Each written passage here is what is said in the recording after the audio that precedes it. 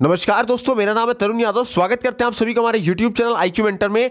दोस्तों 2021 में होने वाले सीटेट के एग्जाम, टेट के एग्जाम, सुपर टेट के एग्जाम, KVS के एग्जाम, DSSB के एग्जाम, रीट के एग्जाम, इन सभी समस्त शिक्षक भर्तियों को दोस्तों ध्यान में रखते हुए हम आप लोगों के लिए आज EVS की महा मैराथन की क्लास लेकर के आए हैं। दोस्तों इस वीडियो में हम संपूर्ण EVS को कवर करने वाले हैं। इस वीडियो को इसीलिए ध्यानपूर्वक देखिएगा, हर एक लाइन, हर एक पॉइंट इसका बहुत ज्यादा इंपॉर्टेंट है।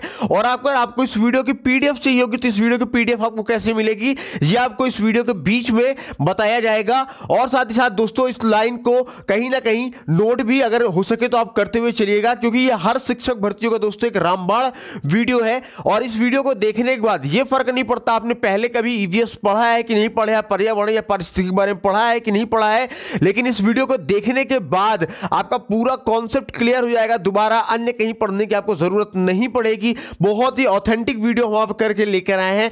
तो आइए बिना टाइम वेस्ट की शुरुआत करते हैं आज के सेशन की। तो दोस्तों पर्यावरण और पारिस्थितिकी के बारे में पढ़ने जा रहे हैं, तो शुरुआत करते हैं पर्यावरण से।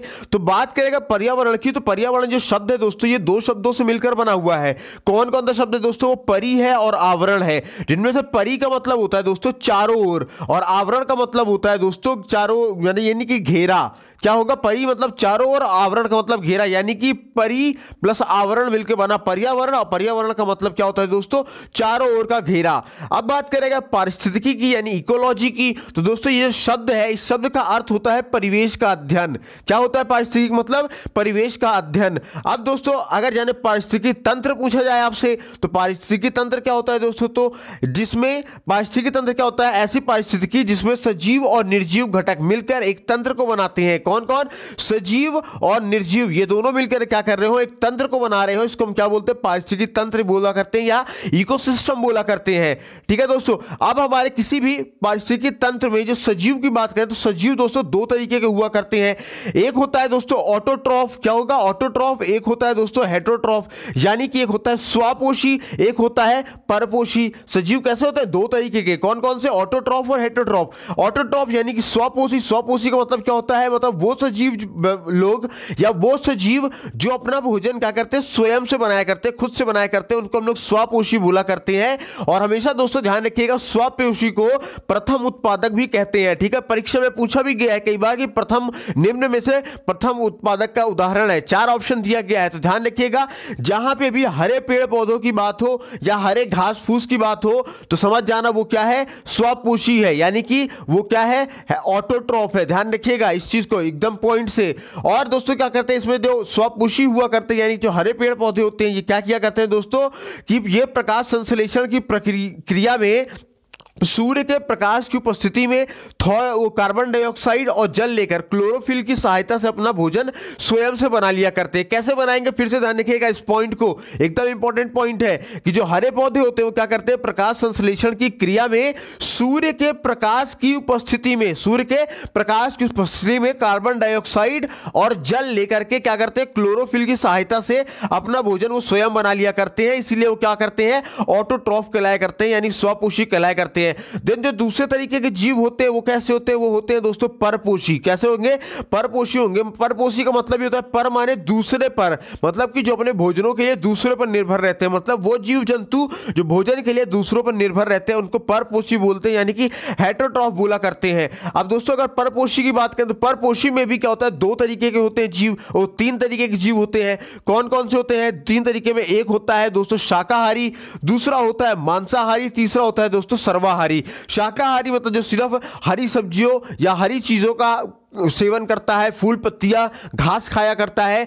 मांसाहारी दोस्तों क्या करता है? जो मांस खाया करते हैं। और दोस्तों सर्वाहारी क्या करते हैं? जो दोनों ही चीजों का आहार के तौर पे इस्तेमाल किया करते हैं, मतलब मांस का भी और हरे पेड़ पौधों का भी, जैसे हम मनुष्य।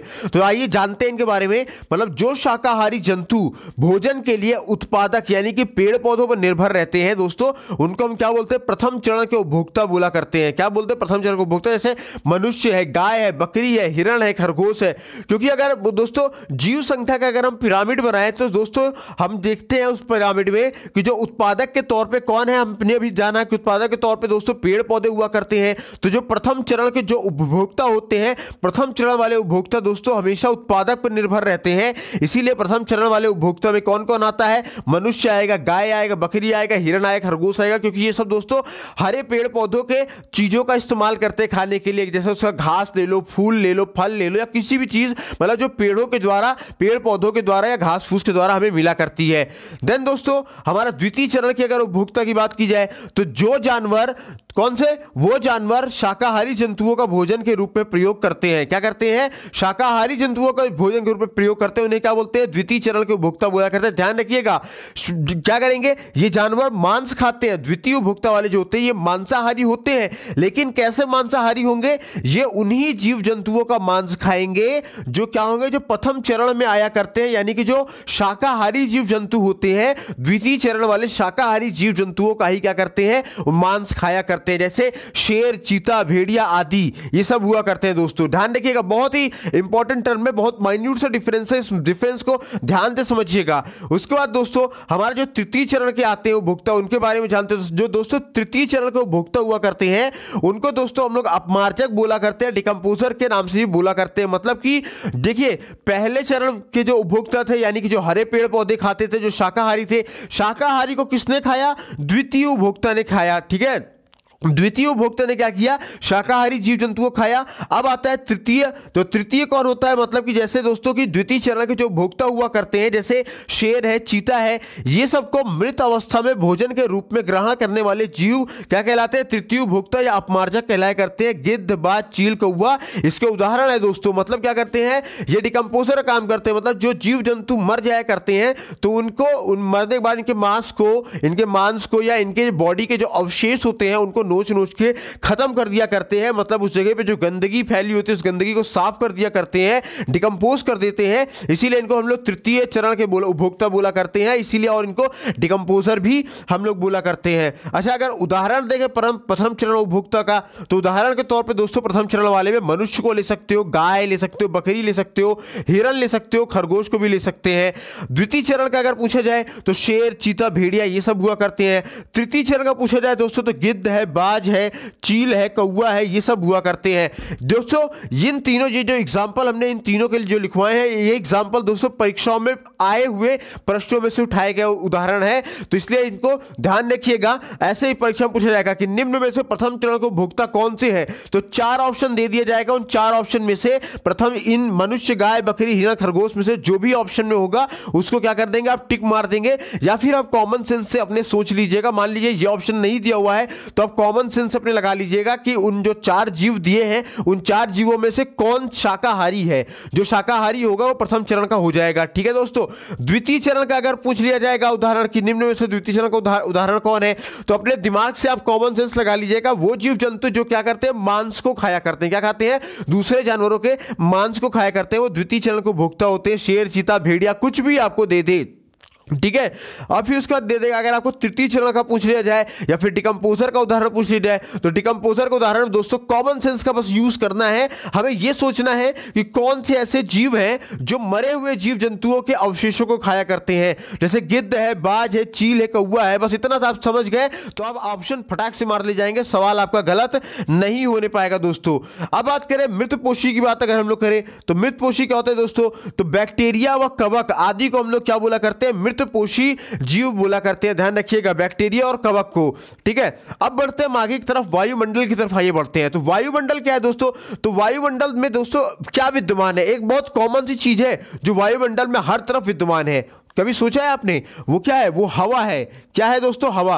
अच्छा, प्रश्न ये भी उठता है कि दोस्तों हवा क्या होती है, तो जो हवा है दोस्तों वो तमाम प्रकार के गैसों का क्या है, मिक्सचर है। क्या है, मिक्सचर है, यानी कि मिश्रण है। अब कौन कौन सी गैसों का मिश्रण है, तो दोस्तों वायुमंडल में हवा होती है और हवा के अंदर दोस्तों ऑक्सीजन है, नाइट्रोजन है, कार्बन डाइऑक्साइड है, ऑर्गन है, नियॉन है, इस तरीके के बहुत सारी गैसें क्या होती है, विद्यमान हुआ करती है। इसीलिए हम कहते हैं कि वायुमंडल में हमारे बहुत तमाम प्रकार के गैसें क्या हैं, अवेलेबल है। और अगर पारिस्थितिकी तंत्र में बात करें तो पारिस्थितिकी तंत्र की पोषक रचना के अंतर्गत पोषक तल जो होता है वो आहार श्रृंखला तथा आहार जाल में आते हैं। क्या आते हैं समझिएगा, इस टर्म को बहुत ध्यान समझिएगा कि पारिस्थितिकी तंत्र के जो पोषक रचना है, क्या पारिस्थितिकी तंत्र की पोषक रचना के अंतर्गत दोस्तों जो पोषक तल आता है, कौन सा पोषक तल आता है, ये पोषक तल किसके अंतर्गत आते हैं, तो दोस्तों ये आहार श्रृंखला के अंतर्गत आते हैं और आहार जाल के अंतर्गत दोस्तों आया करते हैं। और पारिस्थितिकी तंत्र के लिए दोस्तों ऊर्जा की आवश्यकता हुआ करती है, हमेशा ध्यान रखिएगा।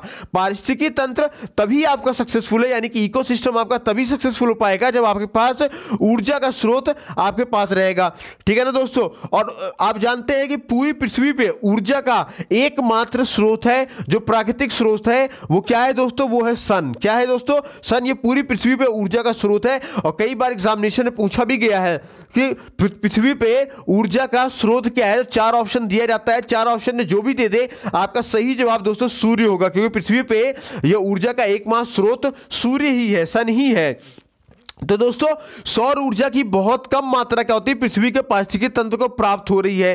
क्यों हो रही है, इसका मुख्य कारण यह है दोस्तों कि सूर्य से प्राप्त होने वाली ऊर्जा की जो अधिकांश मात्रा होती है वो पृथ्वी पे पहुंचने के पहले ही क्या हो जाती है, विकिरण हो जाती है, यानी स्कैटर हो जाया करती है, चारों ओर बिखर जाया करती है। और बिखर करके क्या हो जाती है, नष्ट हो जाया करती है। अच्छा, ये बिखरती क्यों है या नष्ट क्यों होती है, तो दोस्तों इसके बिखरने और नष्ट होने का जो मेन कारण है वो क्या है दोस्तों, प्रदूषण है। ध्यान रखिएगा, प्रदूषण है।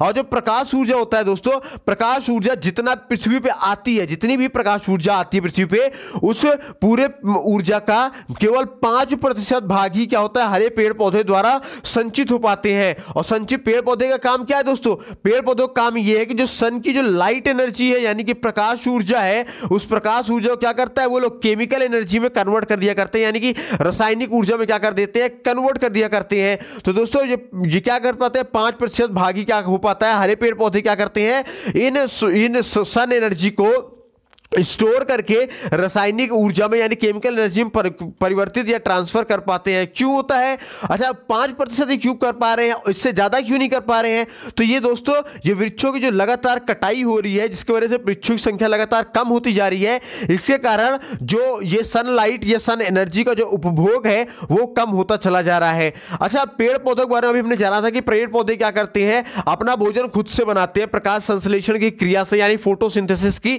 क्रिया से। तो प्रकाश, सवाल ये उठता है कि प्रकाश संश्लेषण यानी फोटोसिंथेसिस होता क्या चीज है, तो दोस्तों फोटोसिंथेसिस क्या होती है, ये एक रासायनिक क्रिया हुआ करती है जिसमें पौधे क्या करते हैं, सूर्य के प्रकाश की उपस्थिति में जल और कार्बन डाइऑक्साइड की सहायता से भोजन का निर्माण किया करते हैं। वो क्या करता है, प्रकाश संश्लेषण क्रिया कहलाती है। बहुत ध्यान से रखिएगा, ये नॉर्मल 6th क्लास की साइंस का क्वेश्चन है, बहुत ही इजी सा क्वेश्चन है कि एक तरीके का केमिकल प्रोसेस हुआ करता है जिसमें क्या करते हैं, जो ग्रीन प्लांट होते हैं वो क्या करते हैं, जो सनलाइट की प्रेजेंस में वाटर और कार्बन डाइऑक्साइड की हेल्प से क्या करते हैं, भोजन का निर्माण कर लिया करते हैं। और ये जो पूरा प्रोसेस हो रहा होता है, इसी पूरे प्रोसेस को हम क्या बोलते हैं, प्रकाश संश्लेषण बोला करते हैं, यानी फोटोसिंथेसिस बोला करते हैं।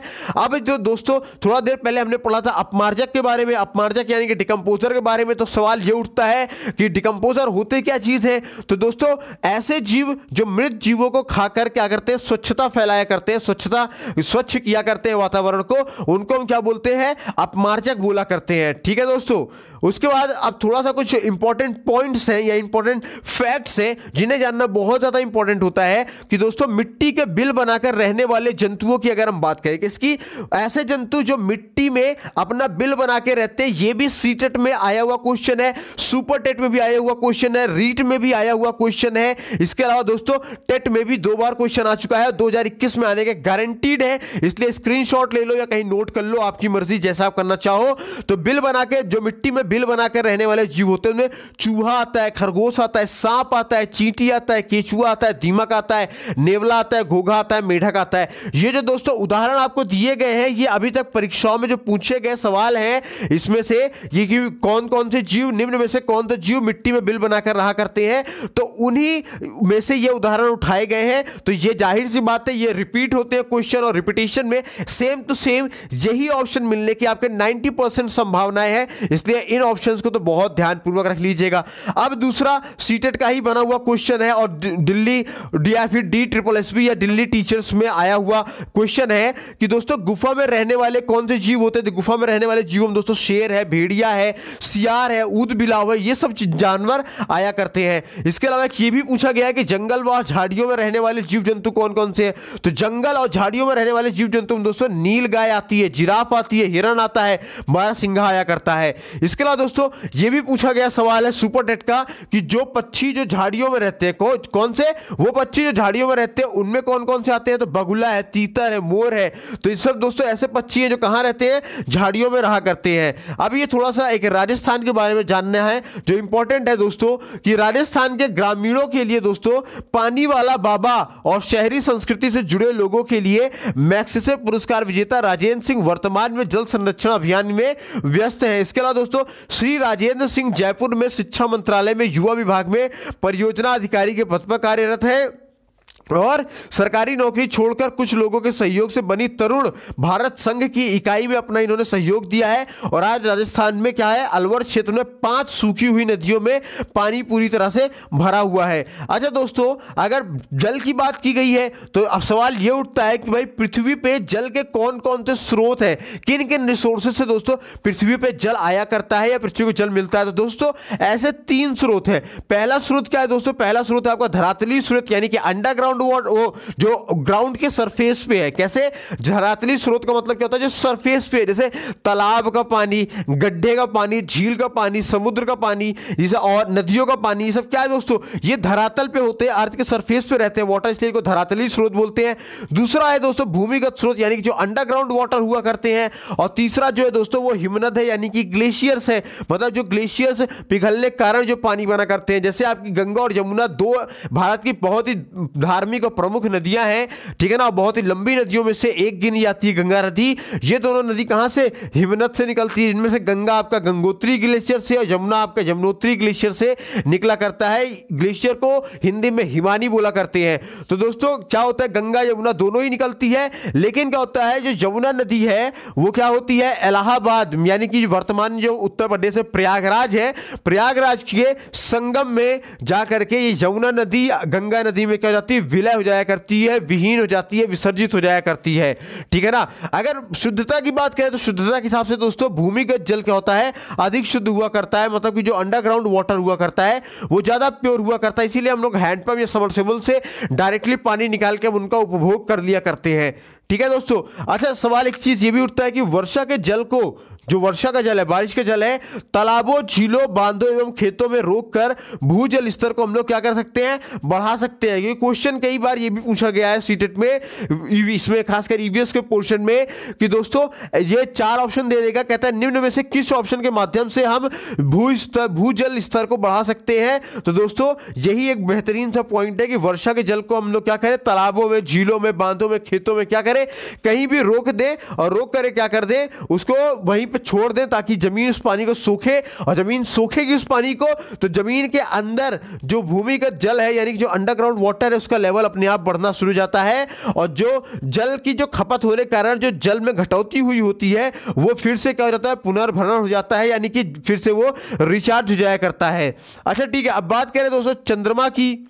तो दोस्तों चंद्रमा के बारे में जानते हैं। तो चंद्रमा पे क्या होता है, चंद्रमा का अपना कोई वायुमंडल नहीं है, इसी कारण क्या होता है चंद्रमा पे क्या है, जीवन संभव नहीं है। अच्छा अगर बात करें वायुमंडल की, अगर बात हुई है तो दोस्तों वायुमंडल क्या होता है और इसमें क्या क्या चीजें होती है इसके बारे में आइए एक बार जानते हैं।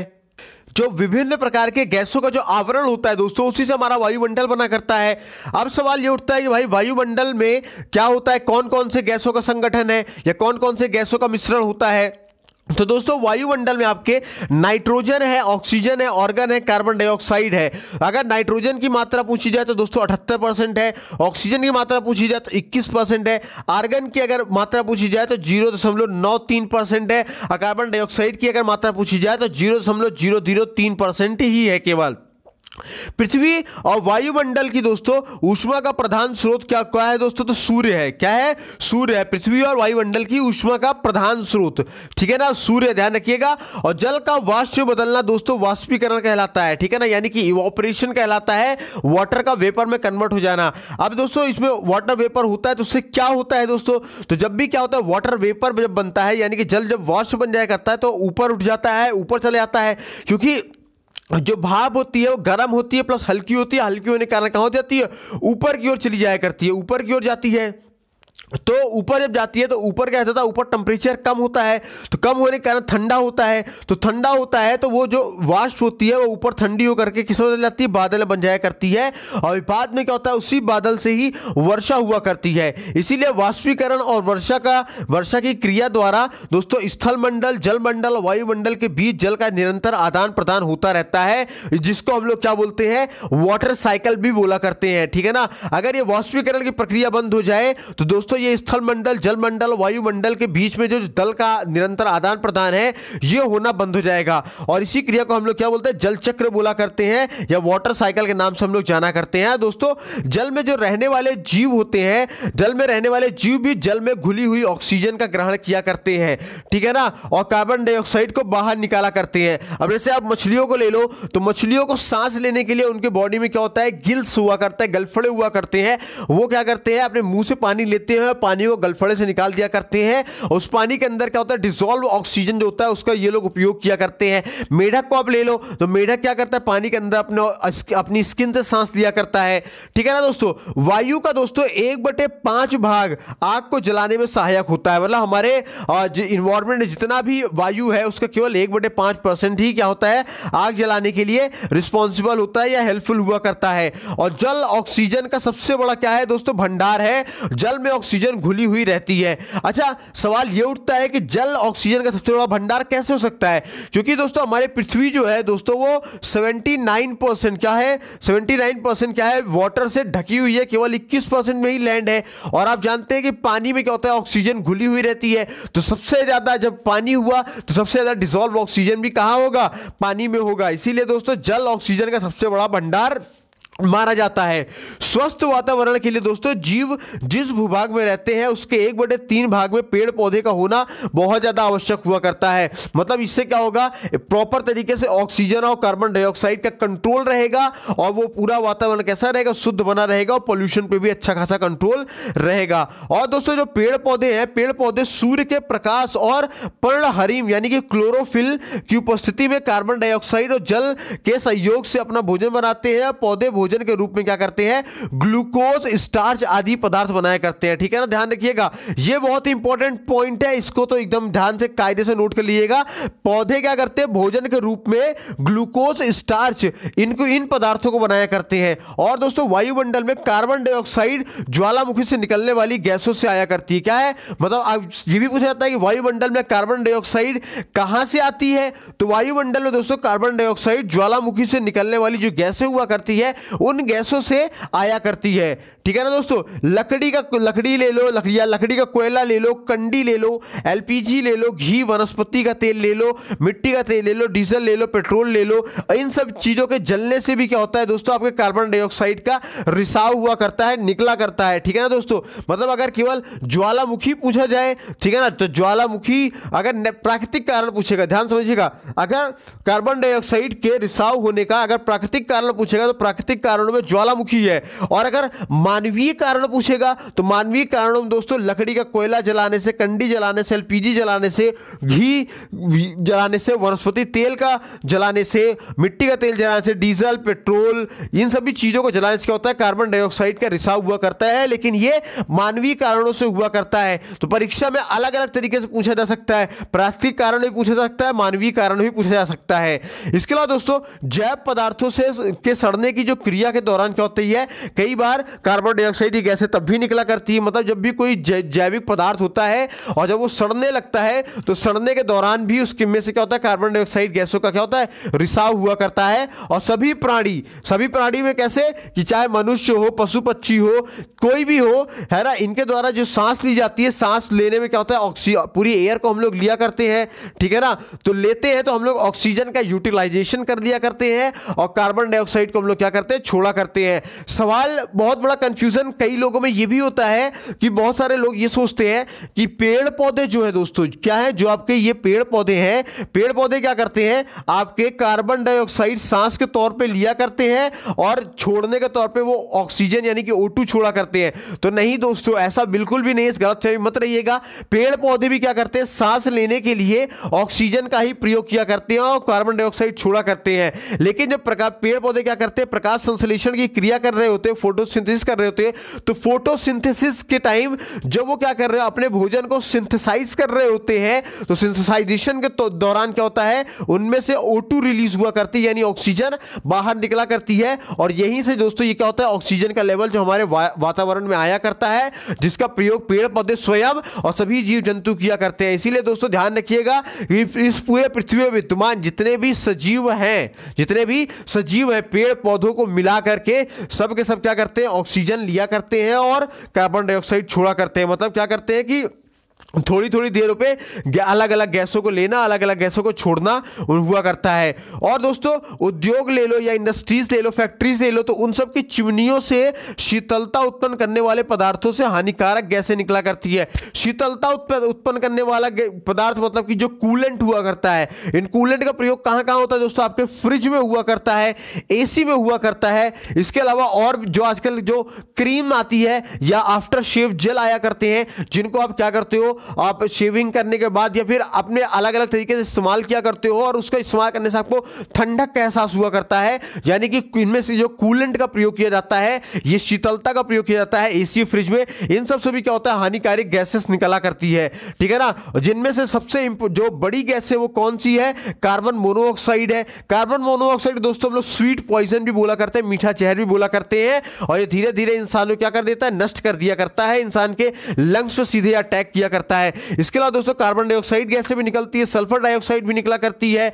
और जिनमें सल्फर डाइऑक्साइड क्या होती है, जब बारिश हुआ करती है तो बारिश के पानी के साथ ये क्या करती है, मिल जाया करती है, मिल करके क्या बनाती है, एसिड रेन का निर्माण किया करते हैं। इसके अलावा दोस्तों नाइट्रोजन डाइऑक्साइड भी निकलता है, क्लोरोफ्लोरोकार्बन निकलता है यानी कि CFC निकला करता है। और जो दोस्तों पूरे अंटार्कटिका क्षेत्र में आप लोगों ने पढ़ा होगा कि अंटार्कटिका के क्षेत्र में क्या है, ओजोन परत का बहुत बड़ा सा छेद हो गया है। तो दोस्तों ये जो अंटार्कटिका क्षेत्र, ये ओजोन परत में जो छेद हुआ है, इस छेद का जो कारण है, मुख्य गैस कौन सी है, क्लोरोफ्लोरोकार्बन ही है, जो हमारे क्या करती है, सीधे हमारे O3 पे असर डालती है। O3 यानी कि ओजोन लेयर पे क्या करती है, असर डाला करती है। इसके अलावा मीथेन गैसेस भी निकला करती है, ठीक है ना। ये सभी क्या है दोस्तों, बहुत ही प्रमुख गैसें हैं जो क्या करते हैं, जो शीतलता उत्पन्न करने वाले जो पदार्थों से निकला करती है, और इन्हें अपशिष्ट गैस भी हम लोग बोला करते हैं। क्या बोलते हैं, अपशिष्ट गैस। और ये क्या करती है, ये पूरे वातावरण को क्या कर देती है, प्रदूषित कर दिया करती है, ठीक है ना दोस्तों। अच्छा, एक समस्या हमारे सामने डे बाय डे और उत्पन्न होती जा रही है कि दोस्तों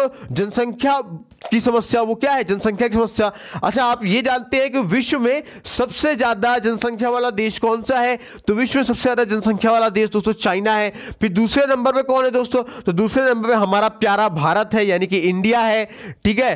तो इंडिया में भी सबसे ज्यादा जनसंख्या वाला राज्य कौन सा है, तो उत्तर प्रदेश है। उत्तर प्रदेश में सबसे ज्यादा जनसंख्या वाला राज्य जिला कौन सा है, तो प्रयागराज यानी कि इलाहाबाद है। तो दोस्तों ये जो जिस तरीके से जनसंख्या में लगातार वृद्धि हो रही है, ऐसा अनुमान बताया जा रहा है कि 2050 तक में हम चाइना को भी पीछे छोड़ देंगे और हम नंबर 1 पे आ जाएंगे जनसंख्या की वृद्धि से। जनसंख्या की वृद्धि में दोस्तों हमारे जितने भी महाद्वीप है, सभी महाद्वीपों में हम कहां रहते हैं, एशिया महाद्वीप में रहते हैं। एशिया महाद्वीप दोस्तों सबसे ज्यादा जनसंख्या वाला महाद्वीप है। एशिया महाद्वीप में सबसे ज्यादा जनसंख्या वाला देश कौन सा है, चाइना है। दूसरे नंबर पे भारत है। भारत में सबसे ज्यादा जनसंख्या वाला राज्य कौन सा? उत्तर प्रदेश है। उत्तर प्रदेश सबसे ज्यादा जनसंख्या वाला जिला कौन सा है? तो प्रयागराज है। ध्यान रखिएगा। तो जनसंख्या में अगर वृद्धि होगी तो जनसंख्या वृद्धि होने के कारण क्या होता है? हमें विभिन्न प्रकार की समस्या होगी।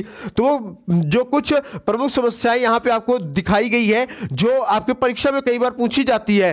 तो पहली समस्या तो ये होगी, खाद्यान्न की कमी हो जाएगी या खाद्यान्न की समस्या हो जाएगी। भाई जनसंख्या बढ़ेगी यानी कि डिमांड बढ़ेगी, डिमांड बढ़ेगी, प्रोडक्शन उतना ही रहेगा और डिमांड ज्यादा होती जाएगी दोस्तों। तो क्या हो जाएगा? हर चीज का प्राइस भी बढ़ जाएगा, खाने पीने की चीजों की, और खाने की कमी भी हो जाएगी। ठीक है ना दोस्तों। इसके अलावा जीवन में गुणवत्ता की कमी भी आ जाया करती है, यानी कि जहां आप लोग दो लोग अगर आप हैं, जो हमारा भारतीय सरकार का नारा है, हम दो हमारे दो, आप जरा सोचिए कि अगर आपके सिर्फ दो लोग हैं आपके फैमिली में और कमाने वाले आपके 50,000 रुपए अगर आपकी मंथली इनकम है, तो आप दो लोगों में 50,000 रुपए बेहतरीन तरीके से आप इन्वेस्ट खर्च कर सकते हो। लेकिन वहीं पे सैलरी उतनी ही है, 50,000 ही है, लेकिन फैमिली में अगर 6 लोग हैं तो क्या हो जाएगा? खर्च आपको कम करने पड़ेंगे, और खर्च कम करने का मतलब क्या होगा कि आपकी जो लाइफ स्टाइल है, जीवन की गुणवत्ता, उसमें कमी आ जाएगी। इसके अलावा आवास की कमी हो सकती है, जलपूर्ति और स्वच्छता की समस्या हो सकती है, चिकित्सा सुविधाओं की कमी हो सकती है, रोजगार की समस्या हो सकती है, यातायात में असुविधा होगी, प्रदूषण की समस्या हो जाएगी और पेयजल की भी समस्या हो जाया करेगी। इसीलिए दोस्तों एक बहुत ही इंपॉर्टेंट क्वेश्चन जो कई बार एग्जाम में पूछा गया है, खासकर कि टेट के एग्जाम में पूछा गया है कि विश्व जनसंख्या दिवस कब मनाया जाता है दोस्तों? तो विश्व जनसंख्या दिवस दोस्तों 11 जुलाई को मनाया जाता है। यह पूछा गया सवाल है, कई बार पूछा गया सवाल है, इसलिए इसको तो एकदम खास के स्टार बना करके नोट कर लीजिए, स्क्रीनशॉट ले लीजिए। इसके अलावा दोस्तों जनसंख्या की दृष्टि से विश्व के आधे से अधिक लोग अकेले दोस्तों एशिया कॉन्टिनेंट में ही रहते हैं, और ऑस्ट्रेलिया की जितनी जनसंख्या है दोस्तों, ध्यान रखिएगा, ध्यान सुनिएगा, ऑस्ट्रेलिया की जनसंख्या जितनी है उतनी भारत में प्रतिवर्ष बढ़ जाया करती है। समझिएगा, मतलब आप लेवल समझिएगा कि ऑस्ट्रेलिया की जितनी जनसंख्या है, भारत में तो हर साल उतने बच्चे नए पैदा हो जाते हैं। ठीक है। उसके बाद जल, नदी, वर्षा, वायु, समझिएगा, जल, नदी, वर्षा, वायु आदि प्राकृतिक शक्तियां जो मिट्टी की ऊपरी उपजाऊ परतों को बहाकर ले जाती है, तो इसमें मिट्टी का क्या बोलते हैं? कटान बोला करते हैं या फिर सॉइल इरोजन बोला करते हैं। कई बार ऐसा होता है कि बहुत ज्यादा बारिश होती है, जब नदी में बाढ़ आ जाती है, बहुत ज्यादा क्या हो जाता है? हवा, बहुत तेज हवा चलती है, तो क्या करती है? मिट्टी के जो ऊपरी लेयर है, यानी कि जो उपजाऊ परत है, उपजाऊ परत क्या करती है? बहा लिया करती है कहीं और। तो इससे क्या होगा? जो ऊपरी उपजाऊ परत थी वो बह गई, अब नीचे वाली परत आती है, नीचे वाली जो उतनी उपजाऊ नहीं हुआ करती। तो ऐसी दशा को हम क्या बोलते हैं? मिट्टी का कटाव या सॉइल इरोजन बोला करते हैं। ठीक है। अच्छा, अब हम लोग क्या करते हैं कि जो मिट्टी में जो पोषक तत्वों की कमी हुई रहती है, उसकी कमियों को पूरा करने के लिए जो किसान भाई है हमारे देश के, वो उर्वरक का प्रयोग करते हैं, जैविक खादों का प्रयोग किया करते हैं। तो सवाल ये उठता है कि उर्वरक होता क्या चीज है? तो दोस्तों उर्वरक वे पदार्थ होते हैं जो मिट्टी की उपजाऊ शक्ति को बढ़ाया करते हैं। क्या करते हैं? मिट्टी की उपजाऊ शक्ति यानी कि फर्टिलिटी को बढ़ा दिया करते हैं। जैसे गोबर ले लो, हरी खाद ले लो, कंपोस्ट जैविक खाद ले लो, कार्बनिक खाद लिया कर दो, ये सभी क्या है? उर्वरक के श्रेणियों में आया करते हैं। और किसान इनका प्रयोग करके जो मिट्टियों की जो खोई हुई उपजाऊ क्षमता है उसको वापस लाया करते हैं, ताकि फसल की जो पैदावार है वो अच्छी से अच्छी हो सके।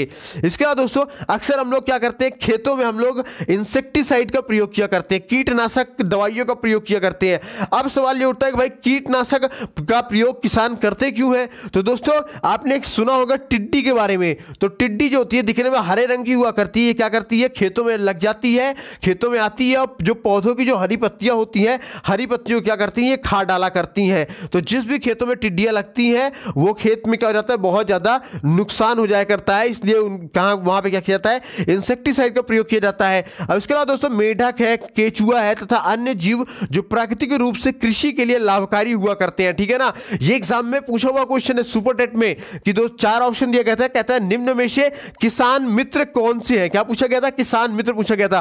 तो दोस्तों मेढक है, केचुआ है और सांप है और बहुत सारे जीव हुआ करते हैं। तो इनको हम लोग क्या बोलते हैं? किसान मित्र बोला करते हैं, क्योंकि ये किसानों के लिए फायदेमंद हुआ करते हैं। इसीलिए दोस्तों केचुए को हम लोग क्या बोलते हैं? किसान मित्र बोला करते हैं। बहुत इंपॉर्टेंट टर्म है। 4 ऑप्शन दिया गया था सुपर टेट की परीक्षा में कि निम्न में से किसान मित्र किसको कहते हैं? 4 ऑप्शन दिया गया था, उनमें से केचुआ सही ऑप्शन था। इसलिए आप भी मार दीजिएगा। टेट में या फिर सुपर टेट में आने की 100% गारंटी है कि क्वेश्चन जरूर आएगा। क्यों अच्छा दोस्तों, सवाल ये भी उठता है कि केचुए को किसान मित्र क्यों कहते हैं? ये दोस्तों इसलिए कहते हैं क्योंकि ये मिट्टी को उपजाऊ बनाया करते हैं, ये मिट्टी को भुरभुरा करके वायु के दोस्तों अंदर जाने का मार्ग दे दिया करते हैं, जिससे क्या होगा, नमी धारण की जो क्षमता होती है मिट्टी में वो बढ़ जाया करती है और ये मिट्टी के लिए बहुत ज़्यादा उपयोगी हुआ करती है।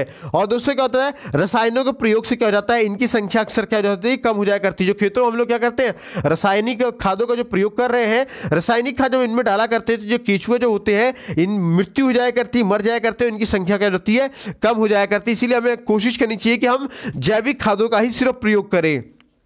अब बात करें कीटनाशक जो हम लोग डालते हैं, तो दोस्तों कीटनाशक डालेंगे तो भाई जीव जंतुओं में असर हो रहा है, तो जाहिर सी बात है हम खाएंगे तो हम पे भी क्या होगा, उसका असर तो होगा ही होगा। तो ठीक है, तो या फिर जो किसान क्या कर रहा होता है, कीटनाशक को खेतों में छोड़ रहा होता है, तो उसका कुछ ना कुछ जो दुष्प्रभाव है या बुरा प्रभाव है वो भी किसानों पर पड़ता होगा। तो इसके दुष्प्रभाव से बचने के लिए हमें क्या करना चाहिए कि कीटनाशक रसायन का छिड़काव करते समय हमें क्या करना चाहिए, गैस मास्क का प्रयोग करना चाहिए और हाथों में क्या करना चाहिए, ग्लव्स का प्रयोग करना चाहिए। अब बात करें रासायनिक खाद जो बात हो रही है, तो हमें यह भी जानना जरूरी है कि रासायनिक खाद होता क्या है। तो दोस्तों ammonium sulphate, urea super phosphate, potassium sulphate, इसके अलावा दोस्तों पोटेशियम नाइट्रेट, इसके अलावा दोस्तों जो आपका जो डीएपी आता है, डाई अमोनियम फॉस्फेट, ठीक है ना, ये सभी जो खाद है ये सब क्या कहलाती है, रासायनिक खाद कहलाया करती है दोस्तों। इसके बाद दोस्तों अब हम लोग क्या करते हैं, आजकल आधुनिक खेती के ट्रेंड को हम लोग अपना रहे हैं। किसको, आधुनिक खेती के ट्रेंड को अपना रहे हैं। हम लोग मशीनों का इस्तेमाल कर रहे हैं खेती करने के लिए, ताकि हमारी पैदावार बेहतर हो, हमारी गुणवत्ता जो है कि खेती में वो बेहतरीन तरीके से हो सके। तो हम लोग तमाम तरीके की आधुनिक मशीनों का प्रयोग किया करते हैं। तो उन आधुनिक मशीनों में दोस्तों पहला आपका एक कल्टीवेटर हुआ करता है। कल्टीवेटर क्या होता है दोस्तों, तो दोस्तों कृषि यंत्र जो खरपतवारों को नष्ट करने और खेत में खाद मिलाने, मिट्टी को ठेली या मिट्टी की ठेली को ऊपर लाने के लिए प्रयोग में लाया जाता है। क्या होता है, कल्टीवेटर का प्रयोग किस लिए किया जाता है, ध्यान रखिएगा, एग्जाम में ऐसे पूछा जाएगा, ये लाइन आपको लिख के दे दी जाएगी, पूछा जाएगा इसमें कौन सी मशीन यूज की जाती है, तो कल्टीवेटर। क्या है वो लाइन, कृषि यंत्र, ये कल्टीवेटर एक ऐसा कृषि यंत्र हुआ करता है जो क्या करता है, खरपतवारों को नष्ट कर दिया करता है खेत में, और जो खेतों में आपने खाद डाला है, खाद को मिलाने का काम किया करता है, मिट्टी के जो बड़े बड़े ढेले हैं उसको नीचे से ऊपर लाने में काम किया करता है। ये क्या, कल्टीवेटर काम किया करता है। और किसी कार्य को करने की क्षमता को हम लोग क्या बोला करते हैं, ऊर्जा बोला करते हैं। अब देखिए समझिएगा कि भाई काम कर रहे हैं, तो काम जो भी कर रहे हैं, काम करने के लिए क्या किसकी जरूरत होती है, एनर्जी की जरूरत होती है। तो दोस्तों इसी को ही हम लोग क्या बोला करते हैं, ऊर्जा बोला करते हैं, ठीक है ना। किसी भी कार्य करने की जो क्षमता है उसको हम क्या बोलेंगे, एनर्जी बोला करते हैं। अब बात करें अगर एनर्जी जो होती है, हमें काम करने की जो एनर्जी मिला करती है, वो एनर्जी कैसी होती है, तो दोस्तों वो एनर्जी भी दोस्तों दो प्रकार की हुआ करती है।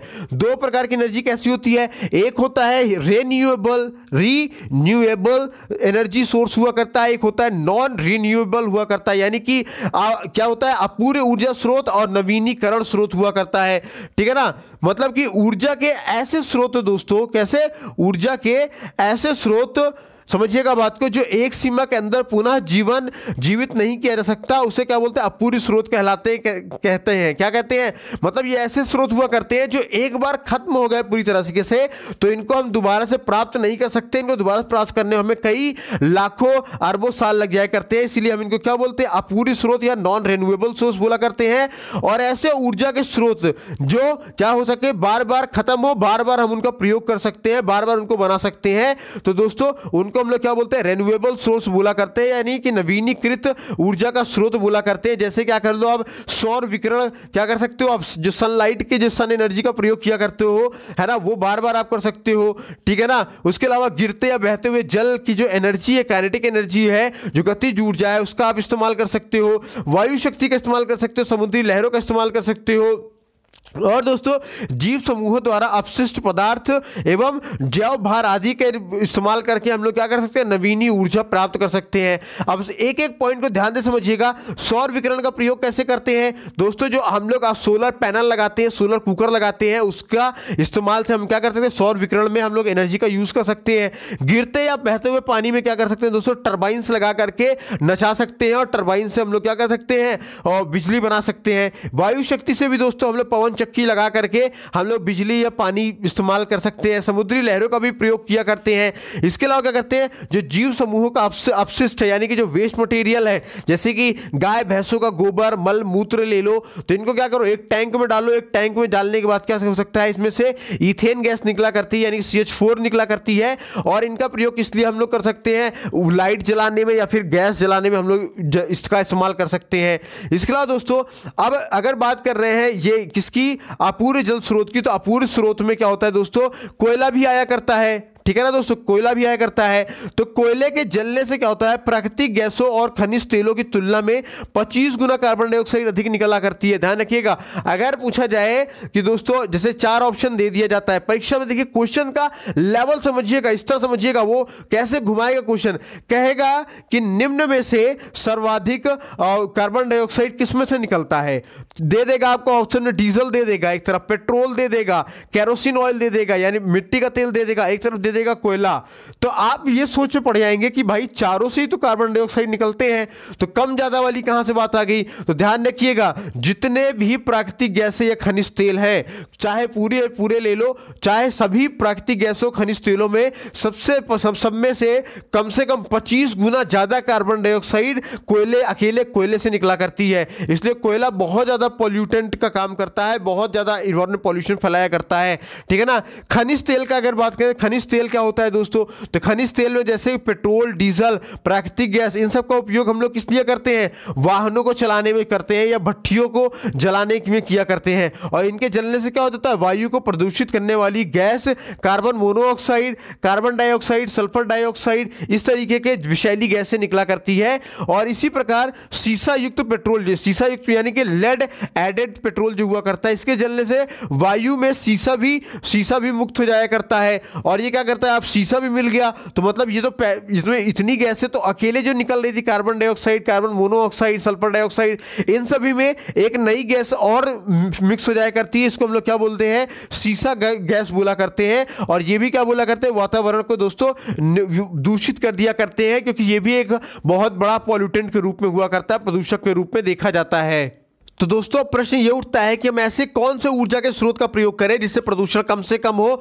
तो दोस्तों हमें प्राकृतिक गैसों का इस्तेमाल करना चाहिए। जो प्राकृतिक गैसें हैं ये कोयला या तेल की अपेक्षा स्वच्छ ईंधन माने जाते हैं। और इनमें दोस्तों मुख्य रूप से मीथेन गैस हुआ करती है, और ये क्या करती है, पर्यावरण को बहुत कम मात्रा में प्रदूषित किया करती है। ध्यान रखिएगा। और एग्जामिनेशन में कई बार ये पूछा जाता है कि निम्न में से स्वच्छ ईंधन का उदाहरण कौन सा है।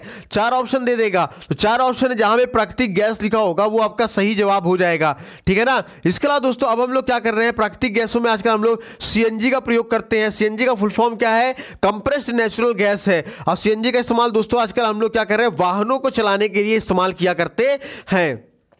इसके अलावा दोस्तों बांध बनाकर विद्युत का उत्पन्न भी किया जाता है। कैसे, बांध को बना करके जो मतलब जो वाटर की एनर्जी है, जिसको हम लोग हाइड्रो इलेक्ट्रिसिटी या हाइड्रो डैम बोला करते हैं। यहां पे क्या करते हैं, बांध बनाएंगे, पानी को ऊंचाई से गिराएंगे और नीचे टरबाइंस के थ्रू क्या करते हैं, टरबाइंस को नचा करके बिजली जनरेट की जाती है। इसके अलावा दोस्तों क्योंकि ये भी क्या है, एक स्वच्छ ईंधन का ही प्रयोग है, क्योंकि वाटर गिरेगा टरबाइन से नीचे, कि इसमें किसी तरीके का कोई पोल्यूशन नहीं होगा। इसके अलावा दोस्तों देश के उन स्थानों में जहां वायु का वेग तीव्र होता है वहां क्या हो जाता है, पवन ऊर्जा का उपयोग हुआ करता है। मतलब देश के ऐसे ऐसे स्थान जहां पे क्या होता है, वायु तेज चला करती है, तो वहां पर हम लोग क्या करते हैं, पवन चक्कियां लगा दिया करते हैं, उससे हम लोग पवन ऊर्जा का इस्तेमाल किया करते हैं। ठीक है ना। और पवन ऊर्जा का इस्तेमाल करके हम लोग पवन चक्कियों को चलाया करते हैं, और पवन चक्कियों के माध्यम से हम तमाम तरीके के काम किया करते हैं। जैसे हमने क्या करना हो, आटा पीसना हो, आटा पीसने में भी इस्तेमाल करते हैं, धान कूटने में भी इस्तेमाल करते हैं, तेल पेरने के लिए भी इस्तेमाल किया करते हैं, या फिर जो जमीन के अंदर का जो जल है उसको निकालने का भी प्रयोग किया करते हैं। और कई बार तो हम बिजली बनाने के लिए भी इस पवन ऊर्जा का हम लोग प्रयोग किया करते हैं। ठीक है दोस्तों, अब बढ़ते हैं आगे की तरफ। कहता है कि अब देखो, अभी हमने जाना था कि समुद्री लहरों से भी हम बिजली बना सकते हैं। तो समुद्री लहरों से बिजली कैसे बनती है दोस्तों, तो समुद्र की जो लहरें हैं, लहरों के ऊपर नीचे उठने या गिरने से वाले जो परिवर्तन हुआ करता है, ध्यान समझिएगा। लहर एक बार क्या होती है, ऊपर जाती है, फिर नीचे आती है, फिर ऊपर जाती है, फिर नीचे आती है। तो ये जो दोस्तों प्रक्रिया है, ऊपर जाने की और नीचे आने की, ऊपर जाने की और नीचे आने की जो प्रक्रिया होती है, इस ऊपर नीचे प्रक्रिया में गतिज ऊर्जा उत्पन्न हुआ करती है। ठीक है ना। और इस गतिज ऊर्जा उत्पन्न होने से क्या होता है, हम इन ऊर्जा का प्रयोग कर सकते हैं अपने अलग अलग तरीके के कामों में, ठीक है ना। और इसका उपयोग क्या करते हैं, इनमें जो गतिज ऊर्जा निकल रही होती है, इस गतिज ऊर्जा को हम लोग क्या करते हैं, टरबाइंस के साथ जोड़ दिया करते हैं, और टरबाइंस भी नशा करती है, और जब टरबाइन से नचती है तो टरबाइन से हम लोग विद्युत का उत्पादन किया करते हैं। इस प्रकार से हम लोग क्या करते हैं, समुद्र की इस ऊर्जा को समुद्रिक ज्वारीय ऊर्जा कहते हैं। क्या बोलते हैं, समुद्रिक ज्वारीय ऊर्जा, यानी कि टाइडल एनर्जी बोला करते हैं, ठीक है ना। अब जैसे टरबाइंस है, तो टरबाइंस क्या होता है दोस्तों, टरबाइंस एक तरीके का यांत्रिक मशीन है दोस्तों, ठीक है। अब बात करें अगर एलपीजी का फुल फॉर्म क्या होता है दोस्तों, तो एलपीजी का फुल फॉर्म होता है लिक्विफाइड पेट्रोलियम गैस हुआ करता है। ये होता क्या चीज है दोस्तों, तो ये क्या होता है, ये एक प्रकार की पेट्रोलियम से प्राप्त गैसों का द्रव रूप में परिवर्तित किया हुआ रूप हुआ करता है, ठीक है ना। कहां से, पेट्रोलियम से प्राप्त किया गया गैसों को जब हम लोग लिक्विड में कन्वर्ट कर देते हैं, तो वो जो लिक्विड फॉर्म हुआ करता है उसको हम क्या बोला करते हैं, एलपीजी बोला करते हैं। सीएनजी की बात करें, कंप्रेस नेचुरल गैस, तो ये क्या होता है, तो ये जो सीएनजी जो हुआ करता है दोस्तों, जब हम लोग क्या करते हैं, हाई प्रेशर पे किसी नेचुरल गैस को रखा करते हैं, क्या करते हैं, बहुत ही हाई प्रेशर जो किसी नेचुरल गैस को रखते हैं, तो क्या बन जाता है, सीएनजी बन जाया करता है, ठीक है। अब बात करेगा जीवाश्म ईंधन का, तो जीवाश्म ईंधन को दोस्तों इंग्लिश में हम लोग फॉसिल फ्यूल बोला करते हैं। अच्छा, ये फॉसिल फ्यूल्स होता क्या चीज है, तो पौधे तथा जंतुओं के सहस्त्र वर्षों तक जमा होने व विघटन के फलस्वरूप प्राप्त अवशेष जीवाश्म कहलाया करते हैं, ठीक है ना। मतलब क्या हो कि आप पेड़ पौधे या जंतु कोई मर जाए और जमीन के अंदर वो गड़ना शुरू हो जाए और कई लाखों करोड़ों साल तक गड़ा रहे, तो धीरे धीरे उसमें क्या हो जाता है, विघटन होने लगता है, और विघटन होने के कारण क्या हो जाता है, उनके जो अवशेष हुआ करते हैं वो अवशेष क्या कहलाता है, और जीवाश्म कहलाया करता है, जीवाश्म कहलाया करता है। उदाहरण जैसे कोयला है, तेल है, प्राकृतिक गैस है, ठीक है ना। इन पदार्थों को ईंधन के रूप में हम लोग प्रयोग करने के कारण दोस्तों इनको हम लोग क्या बोला करते हैं, जीवाश्म यानी फॉसिल फ्यूल बोला करते हैं। अब बात करें दोस्तों अपघटन क्या होता है दोस्तों, तो किसी भी कंपाउंड का, किसी भी यौगिक का अपने तत्वों में टूटना क्या कहलाता है, अपघटन कहलाया करता है। जब भी कोई यौगिक क्या होता है, अपने ही कंपोनेंट्स में क्या जाता है, टूट जाया करता है, उसको हम क्या बोलेंगे, अपघटन बोला करते हैं। मतलब एक उद्योग विभिन्न स्रोतों से कच्चा माल मतलब कि लोहा, कोयला, लुगदी, कपास आदि लेता है और इसे एक विशेष प्रक्रिया द्वारा तैयार माल में बदल दिया करता है। और बड़े उद्योग की बात करें तो बड़े उद्योग क्या करते हैं, हमारे पर्यावरण को दो प्रकार से प्रभावित किया करते हैं, ठीक है ना। दो प्रकार प्रभावित कैसे करते हैं, समझिएगा बात को, क्योंकि ये दोनों क्या कर रहे हैं, ये पहली चीज तो जो उद्योग है, ये आपके जो अलग अलग स्रोत है, कच्चा माल है, उसका इस्तेमाल कर रहे हैं, और नेचुरल जो एलिमेंट्स हैं या नेचुरल मटेरियल्स हैं उनका भी इस्तेमाल कर रहे हैं। तो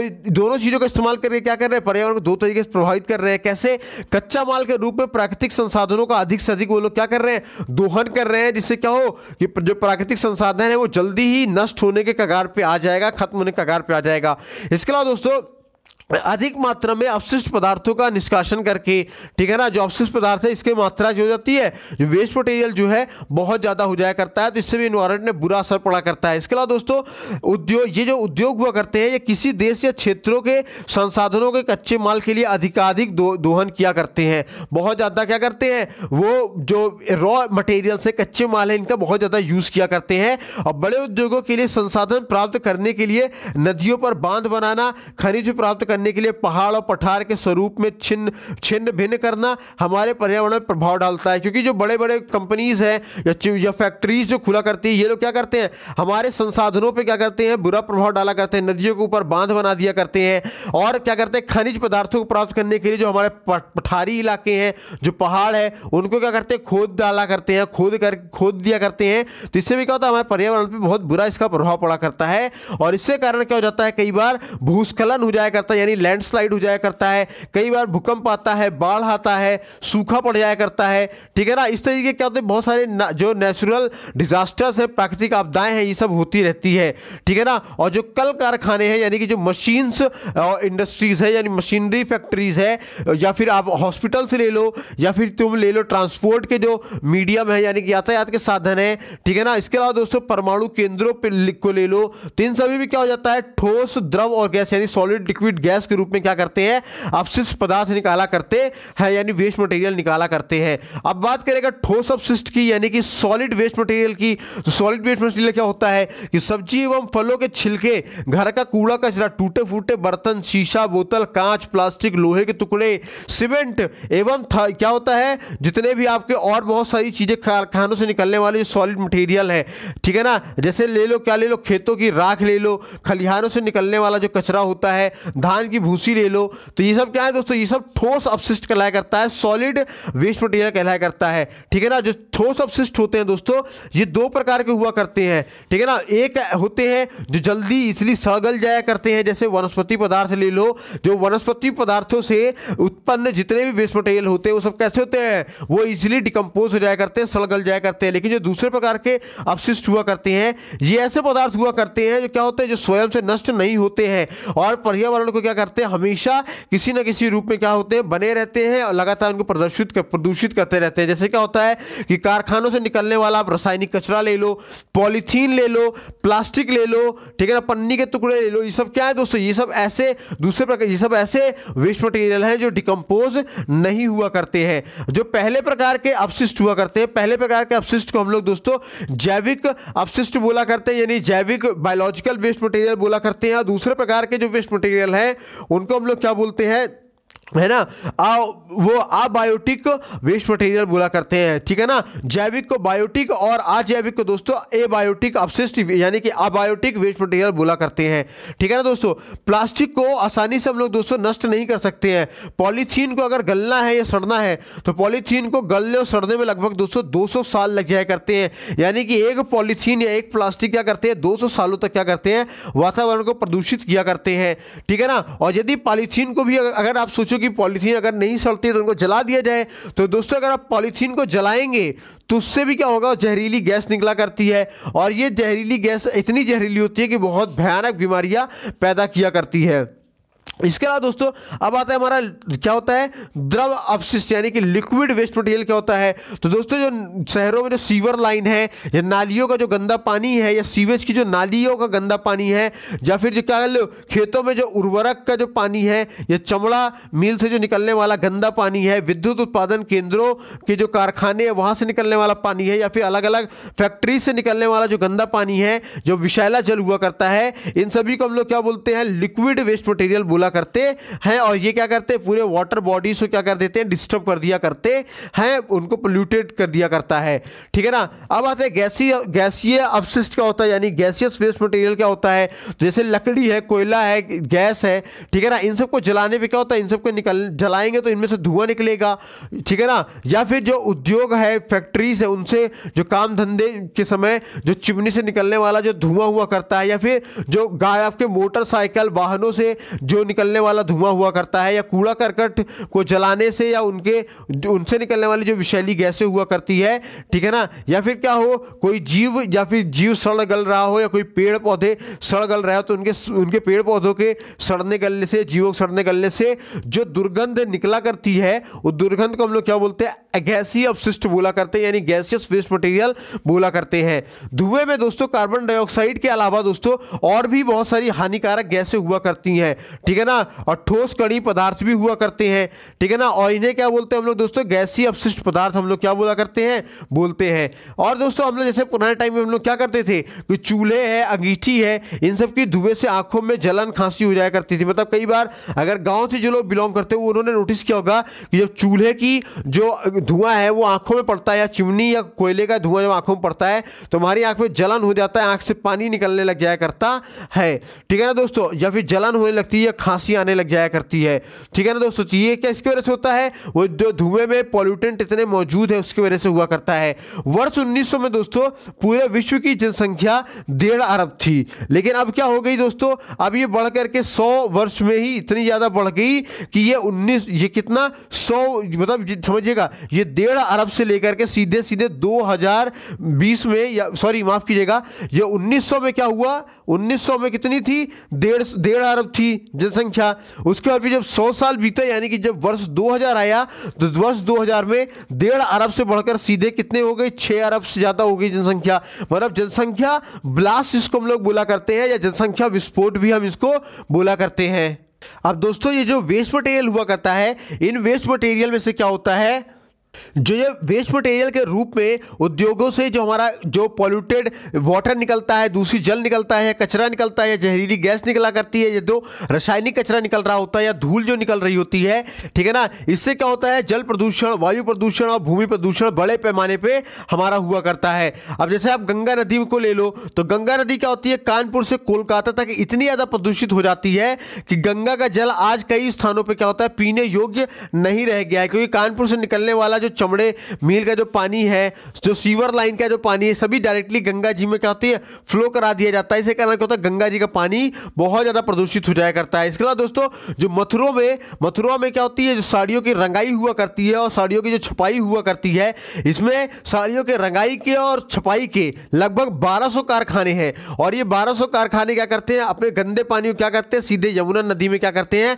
प्रवाहित कर दिया करते हैं। इसके अलावा दोस्तों कानपुर में स्थित 250 से भी अधिक क्या है, चर्म उद्योग है या चमड़ा उद्योग है, ठीक है ना, जो क्या होते हैं, जो टेनरीज या फिर क्या होते हैं, अशोधित प्रदूषित जल क्या करते हैं, गंगा जल में या गंगा नदी में सीधे सीधे छोड़ दिया करते हैं, जिससे क्या होता है कि पूरी गंगा नदी प्रभु हो जाती है, मैली या विषैली हो जाया करती है।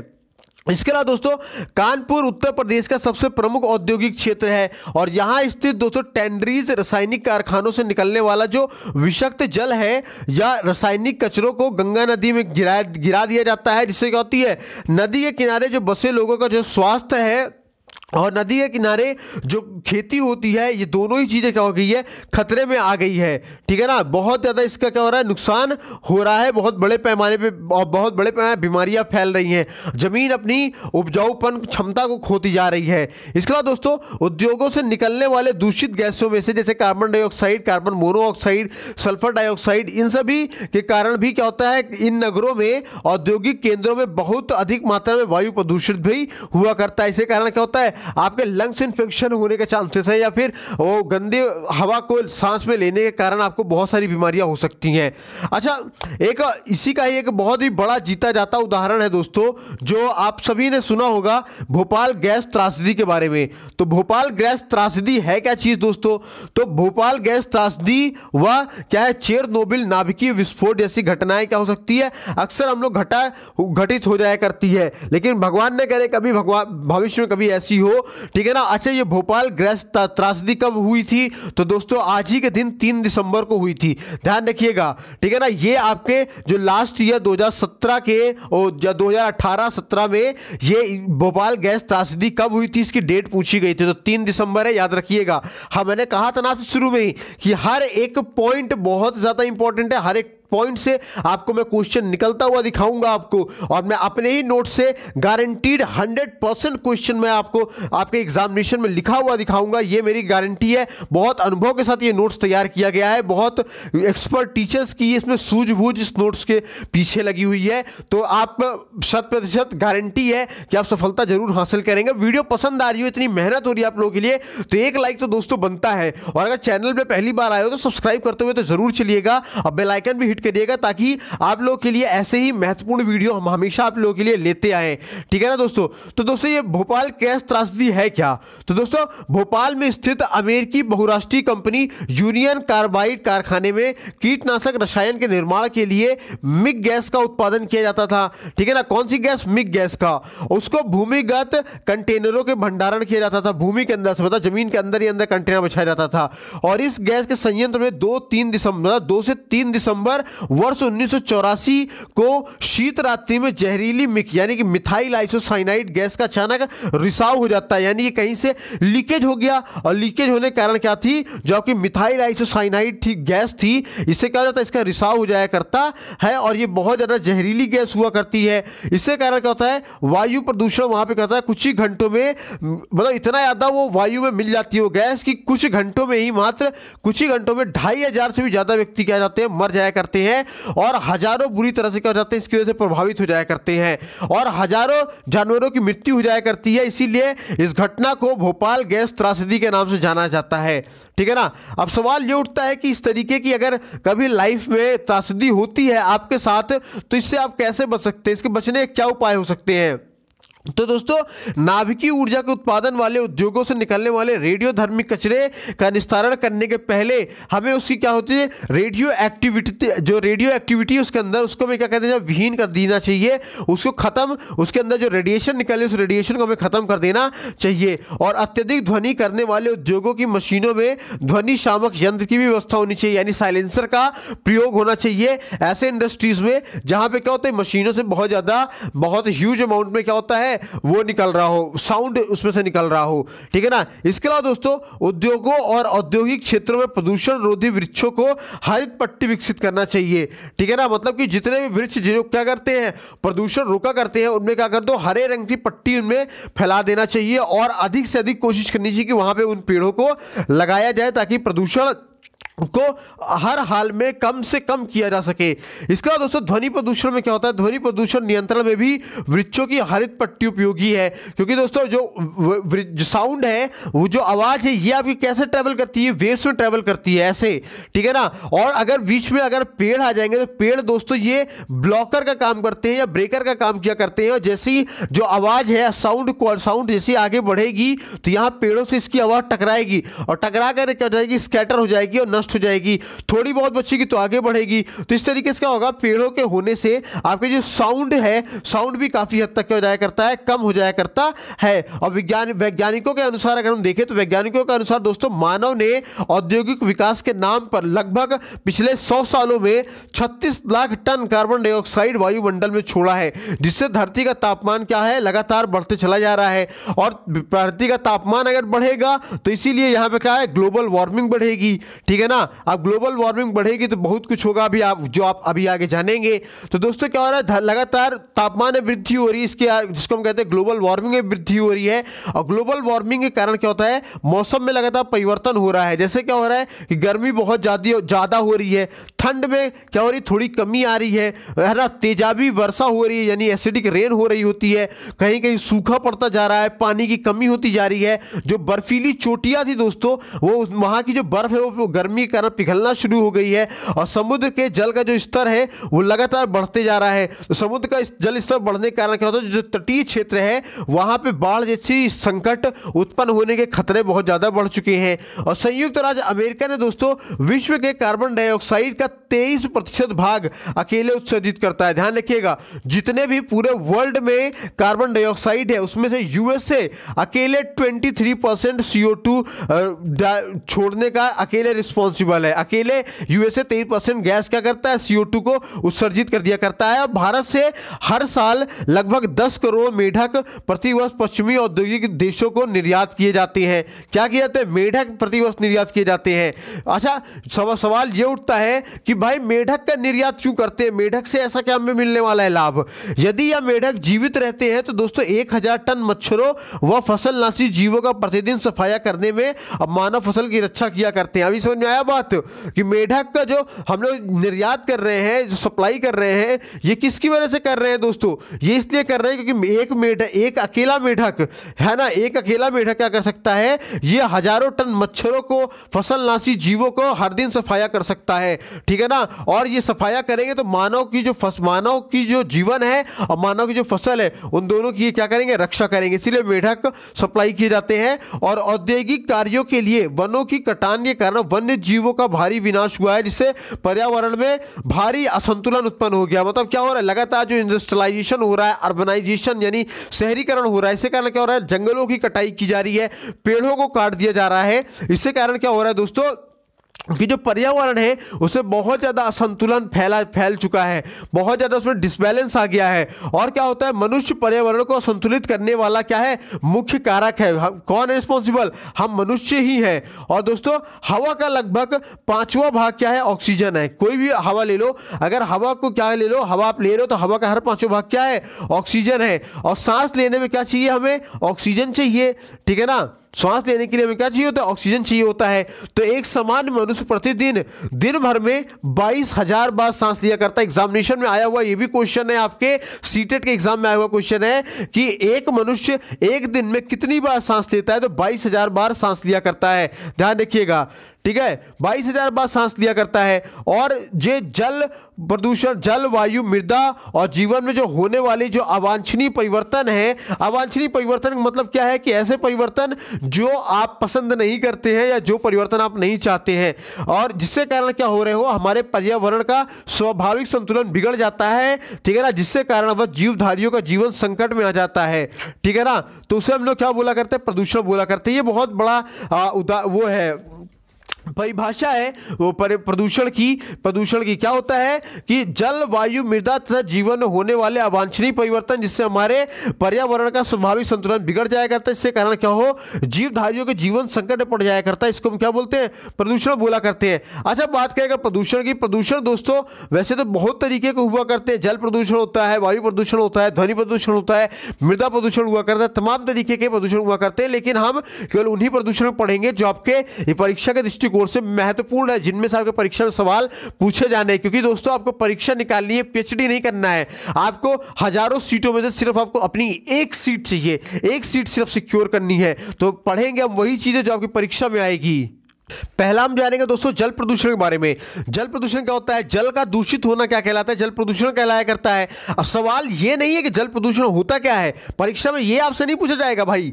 परीक्षा में ये पूछा जाता है कि निम्न में से जल प्रदूषण के कारण होने वाले रोग कौन से हैं, ये है क्वेश्चन, समझिएगा। जल प्रदूषण के कारण 4 ऑप्शन दे देगा, उनमें से कोई एक रोग दे देगा जो जल प्रदूषण कारण होगा, तो आपको सही ऑप्शन चुनना होगा। तो यार देखिएगा, अगर ऑप्शन में डायरिया, पीलिया, टाइफाइड या हैजा दिया हुआ है तो ये रोग क्या होंगे, सही जवाब होंगे, क्योंकि ये जल प्रदूषण कारण होने वाले रोग हुआ करते हैं। अब वायु प्रदूषण के बारे में बात करें तो दोस्तों कारखानों और चिमनियों से निकलने वाले धुएं जैसे carbon monoxide, green house effect, ठीक है ना, कार्बन डाइऑक्साइड, मीथेन, क्लोरोफ्लोरोकार्बन, ये सब क्या करते हैं, वायुमंडल की जो वायु है उसको क्या करते हैं, दूषित करके संतुलित कर दिया करते हैं। और इसी को हम लोग क्या बोला करते हैं, वायु प्रदूषण बोला करते हैं। और वायु प्रदूषण से हमारे स्वास्थ्य पे बहुत ज़्यादा हानिकारक प्रभाव पड़ा करता है, ठीक है ना। अब ये इंपॉर्टेंट टर्म है जो एग्जाम में पूछा जाएगा कि निम्न में से वायु प्रदूषण के कारण कौन सी बीमारियां हुआ करती है। तो दोस्तों 4 ऑप्शन दे देगा, सही ऑप्शन चुनना होगा। क्या होती है दोस्तों, कौन कौन से रोग होते हैं वायु प्रदूषण के कारण? हम दमा का मरीज हो सकते हैं, खसरे के मरीज हो सकते हैं, टीबी के मरीज हो सकते हैं। इसके अलावा हम एलर्जी हो सकती है, डिप्थीरिया हो सकती है, इन्फ्लुएंजा जैसी खतरनाक बीमारियां हमको हो सकती है। अब बात करें ध्वनि प्रदूषण की, बात करें तो ध्वनि प्रदूषण क्या होता है, ध्वनि प्रदूषण से दोस्तों मानसिक व शारीरिक दुष्प्रभाव जैसे पागलपन, चिड़चिड़ापन, बेचैनी, बहरापन आदि हो सकता है। ये इंपॉर्टेंट है, इसको नोट कर लीजिएगा, ठीक है ना। ध्वनि प्रदूषण के कारण क्या क्या होगा, आपके शारीरिक पे बहुत ज्यादा, शरीर पे बहुत ज्यादा प्रभाव पड़ेगा। आपको इरिटेशन होगी, पागलपन होगा, चिड़चिड़ापन होगा, बहरापन भी हो सकता है, बेचैनी होगी, खलबली होगी, आपको घबराहट महसूस होगी ध्वनि प्रदूषण के कारण, ठीक है ना। और दोस्तों क्या आता है, आज भी दोस्तों हमारे भारत में, ठीक है ना, जो बीमारियां हैं 80% जो बीमारियां हैं, 80% बीमारियां वो जल प्रदूषण के कारण ही होती है। अकेले जल प्रदूषण के कारण हो रहा है, क्योंकि भारत में प्रति 10,000 व्यक्ति, माफ कीजिएगा, प्रति 1 लाख व्यक्तियों में, भारत में प्रति 1 लाख व्यक्तियों में से 360 व्यक्ति की मृत्यु दोस्तों आंत के रोगों, टाइफाइड के कारण, पेचिश के कारण, या फिर जो जल के द्वारा जनित जो रोग हैं, यानी कि दूषित जल पीने के कारण जो उत्पन्न रोग है उनके कारण हुआ करती है। समझिएगा, ये जो डेटा है, ये डेटा बहुत इंपॉर्टेंट है, ठीक है ना। कि भारत में प्रति 1 लाख व्यक्तियों में 360 व्यक्तियों की मृत्यु हो जाया करती है। और ये जो 360 लोगों की मृत्यु हो रही है, ये आंत के रोगों के कारण मृत्यु हो रही है, या फिर टाइफाइड के कारण मृत्यु हो रही है, या पेचिस की बीमारी के कारण मृत्यु हो रही है, या फिर दोस्तों गंदा पानी पीने के कारण जो बीमारियां होती है उसके कारण मृत्यु हो रही है। और दोस्तों यदि 90 डेसिबल की ध्वनि में कोई व्यक्ति 8 घंटे तक लगातार काम करता है तो 100 डेसिबल में वह 1 ही घंटा कार्य कर पाएगा। समझिएगा बात को, अंतर देखिएगा सिर्फ 10 डेसिबल। अच्छा, पहले बात करें डेसिबल, यानी कि इसको हम लोग डीबी बोलते हैं। डीबी क्या है, तो डीबी दोस्तों साउंड को मीजर करने की इकाई है, साउंड को नापने की यूनिट है दोस्तों, ठीक है ना। मतलब 90 डेसिबल तक की अगर साउंड है तो हम लगातार 7-8 घंटे तक काम कर सकते हैं। लेकिन अगर 100 डेसिबल हो गया, सिर्फ 10 डेसिबल ही बढ़ा दिए तो हम 1 घंटे ही कार्य कर पाएंगे, पाएंगे, हमारी कार्य करने की क्षमता घट जाएगी, हम वहाँ पे इरिटेट हो जाएंगे। और ध्वनि प्रदूषण क्षेत्र में रहने वाले 10 छात्रों में से 6 छात्रों को आंशिक रूप से कम सुनने की समस्या उत्पन्न हो जाया करती। मतलब जो ऐसे छात्र क्या जो बहुत ज़्यादा हाई पोल्यूशन वो हाई साउंड पोल्यूशन वाले एरिया पर रहते हैं, तो वहाँ पे अक्सर दोस्तों 10 में से 6 छात्रों में क्या जाता है, ऐसी समस्या में देखने को मिलती है कि उनको जो है कम सुनाई देना शुरू हो जाता है। और स्वतंत्रता के बाद से हमारी जनसंख्या दोस्तों लगभग 3 गुना बढ़ गई है, जिसको हमने क्या बोला, जनसंख्या विस्फोट की संज्ञा दी है। ठीक है ना, महज कुछ ही सालों में ही, आज़ादी के बाद में ही हमारी जनसंख्या क्या हो गई, 3 गुना बढ़ गई। और जब वर्ष 2011 में जब जनगणना की गई थी, तो जनगणना के अनुसार दोस्तों भारत के उत्तर प्रदेश राज्य में अकेले जो जनसंख्या थी, उत्तर प्रदेश राज्य की अकेली जनसंख्या दोस्तों 19 करोड़ से ज़्यादा थी, जो कि पूरे देश की जनसंख्या का लगभग 94.49% है। ध्यान रखिएगा, 94.49%, बहुत बड़ा डेटा है ये। और दोस्तों भारत में सर्वाधिक जनसंख्या वाला राज्य पूछा जाएगा परीक्षा में तो कौन है, उत्तर प्रदेश है। अच्छा, एग्जाम में पूछा जाए सबसे कम जनसंख्या वाला राज्य कौन सा है, सबसे कम जनसंख्या वाला राज्य दोस्तों आपका सिक्किम है। ठीक है ना। अब बात करें दोस्तों पेट्रोलियम तेल का जो उपयोग होता है दोस्तों, वो हम लोग वाहनों और मशीनों की में किया जाता है। जाहिर सी बात है, वाहन और मशीनों में करते हैं पेट्रोलियम तेल का इस्तेमाल। और इसके दहन से क्या होता है, जब इसको हम लोग यूज़ करते हैं तो इसमें से carbon dioxide, carbon monoxide, sulphur dioxide, इस तरीके गैसों में क्या होता है, निकला करती है, जो वायु प्रदूषण फैलाया करती है। और कभी कभी तो दोस्तों लेड भी निकला करता है, यानी कि शीशा भी निकला करता है। ठीक है ना। और ये शीशा जो हुआ करता है दोस्तों, ये बहुत ही सूक्ष्म कण हुआ करते हैं, जो हवा मिल जाया करते हैं। और जब हम सांस लेते हैं तो सांस लेने में क्या होता है, हमारे सांस साथ अंदर भी चला जाया करता है, जो हमें बीमारियां पैदा करता है।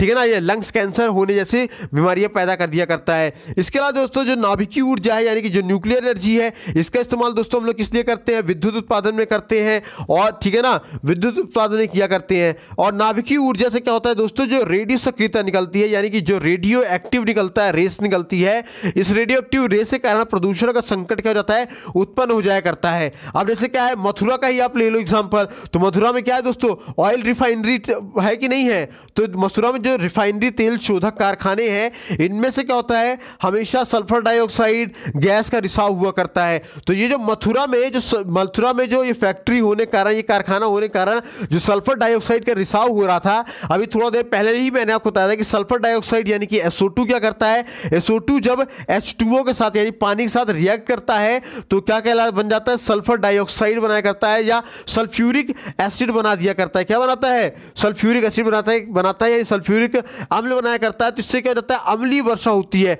और यही अम्लीय वर्षा दोस्तों ताजमहल पे हुआ था। और ताजमहल पे जब अम्लीय वर्षा हुई तो उसमें बहुत ही गंभीर खतरा मंडरा रहा था।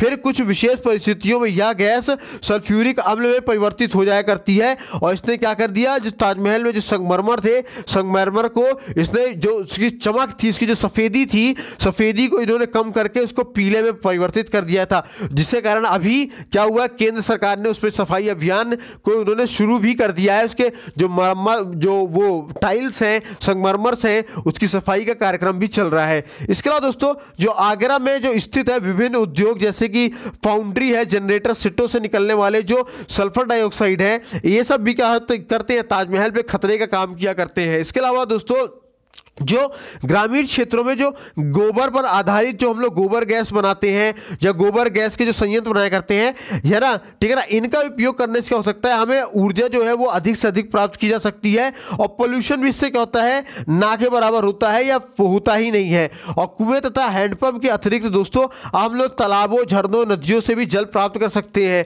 क्योंकि दोस्तों जल का जो प्रमुख स्रोत है ओवरऑल, वो प्रमुख स्रोत क्या है, वर्षा है। क्योंकि वर्षा होती है तभी आपके जो जितने भी आपके वाटर सोर्सेस हैं वो सब रिचार्ज हुआ करते हैं, उनमें पानी आया करती है। और हमारे प्रदेश में दोस्तों गंगा, यमुना, गोमती, सरयू और घाघरा, ये क्या है, प्रमुख नदियों में से एक है। और दोस्तों इसके अलावा जो कारखाने और नालों का जो सीधा है, इसको क्या करते हैं हम लोग, नदियों से मिला दिया है। तो नदियों में क्या जाता है, फ्लोराइड और आर्सेनिक जैसे जानलेवा तत्व मिल जाया करते हैं। तो मतलब जो कारखानों से जो हमने सीधे नालों में कन्वर्ट किया, नालों का पानी सीधे बहा दिया हमने नदियों में, तो नदियों में क्या हो गया, दो चीज़ें मिल गई, आर्सेनिक मिल गया, ठीक है ना, फ्लोराइड मिल गया। तो ये सब क्या होता है, जहरीले हुआ करते हैं, ठीक है ना, जहरीले तत्व हुआ करते हैं। और इसके कारण क्या होता है, जो वाटर हैबिटेट है यानी जो पानी में रहने वाले जीव हैं उन सभी के लिए बहुत ज़्यादा नुकसानदेह हो जाया करता है। वहाँ के वाटर जीवों में क्या होता है, उनकी वो ऑक्सीजन की कमी उनको हो जाती है या वो मर जाया करते हैं। और नदियों में गिराए जाने वाले रासायनिक पदार्थों में क्या, जैसे आप ले लो कैडमियम ले लो, सीसा ले लो, पारा ले लो, इन सभी तत्व को जब हम लोग गिराते हैं या इनके हम लोग कंपाउंड्स को गिराया करते हैं तो इनके जो कंपाउंड होते हैं पानी में पहुंच जाया करते हैं और पानी को गंदा कर दिया करते हैं। इसके अलावा दोस्तों ई कोलाई एक अत्यंत सूक्ष्म जीवाणु है जिससे क्या होता है, आंद्र शोध या पेचिश हो जाया करती है, ठीक है ना दोस्तों। और यही कारण है कि जब हम उस गंदे पानी को पीते हैं तो हमें क्या होता है, पेचिश जैसी बीमारियां हुआ करती है। अच्छा, एग्जाम में पूछा गया क्वेश्चन है कि पेचिश की बीमारी किस जीवाणु के कारण हुआ करती है, तो पेचिश की बीमारी दोस्तों ई कोलाई के कारण, ई कोलाई सूक्ष्म जीवाणु के कारण क्या होता है, पेचिश बीमारियां हुआ करती है। इसके अलावा दोस्तों मानव हस्तक्षेप के कारण गंगोत्री हिमखंड दोस्तों प्रति वर्ष 25 से 30 मीटर की गति से क्या हो रहा है, सिकुड़ते चला जा रहा है। और यदि स्थिति यही बनी रही तो देखिएगा दोस्तों कुछ ही वर्षों में जो ग्लेशियर्स है ये पूरी तरीके से क्या हो जाएगा, सूख जाएगा, इसके पूरे बर्फ पानी में बदल जाएंगे, ठीक है ना। तो बाढ़ तो आएगी आएगी, साथ साथ ग्लेशियर भी खत्म होते चले जाएंगे। और इसके अलावा दोस्तों वृक्षों तथा पौधों में से है ना आच्छादित किसी स्थान का तापक्रम करीब 1 डिग्री सेल्सियस से 5 डिग्री सेल्सियस कम पाया जाता है। मतलब समझिएगा दोस्तों ध्यान से, ठीक है ना, कि वृक्षों तथा पौधों से आच्छादित किसी स्थान, मतलब क्या होगा कि ऐसे पेड़ जहां पे क्या हो, मतलब ऐसा स्थान जहां पे पेड़ पौधे पाए जाते हैं और एक ऐसा स्थान जहां पेड़ पौधे नहीं पाए जाते हैं। तो दोनों में अगर जाओगे तो दोनों में तापमान का अंतर लगभग 1 डिग्री से 5 डिग्री सेल्सियस के बीच का अंतर आपको देखने को मिलेगा। यहां पे क्या होगा, जहां पेड़ पौधे नहीं है वहां 1 से 5 डिग्री तापमान ज्यादा होगा यानी गर्मी ज्यादा होगी, और जहां पेड़ पौधे होंगे वहां 1 से 5 डिग्री का तापमान लगभग कम होगा यानी वो स्थान ठंडा रहेगा, ठीक है ना। और इसके बाद दोस्तों जो शोर का अवशेष क्या होते हैं, शोर का अवशोषण वृक्ष क्या करते हैं, यानी जो साउंड, जो एक्सेस साउंड निकला करती है, जो पेड़ होते हैं, पेड़ दोस्तों साउंड प्रूफ भी हुआ करते हैं, ये साउंड क्या कर लेते हैं, अब्जॉर्ब कर लिया करते हैं। और वृक्ष शोर के स्तर को लगभग 6 से 8 डेसिबल नीचे ला सकते हैं, ठीक है ना दोस्तों। अगर 10 डेसिबल की अगर साउंड है और वो पेड़ अगर बीच में आ रहे हैं तो पेड़ आप तक उसको रोक के आप तक केवल 2 डेसिबल के ही साउंड पहुंचाएंगे, यानी कि वो आपके साउंड को काफी हद तक रोक सकते हैं, 6 से 8 डेसिबल तक रोक सकते हैं।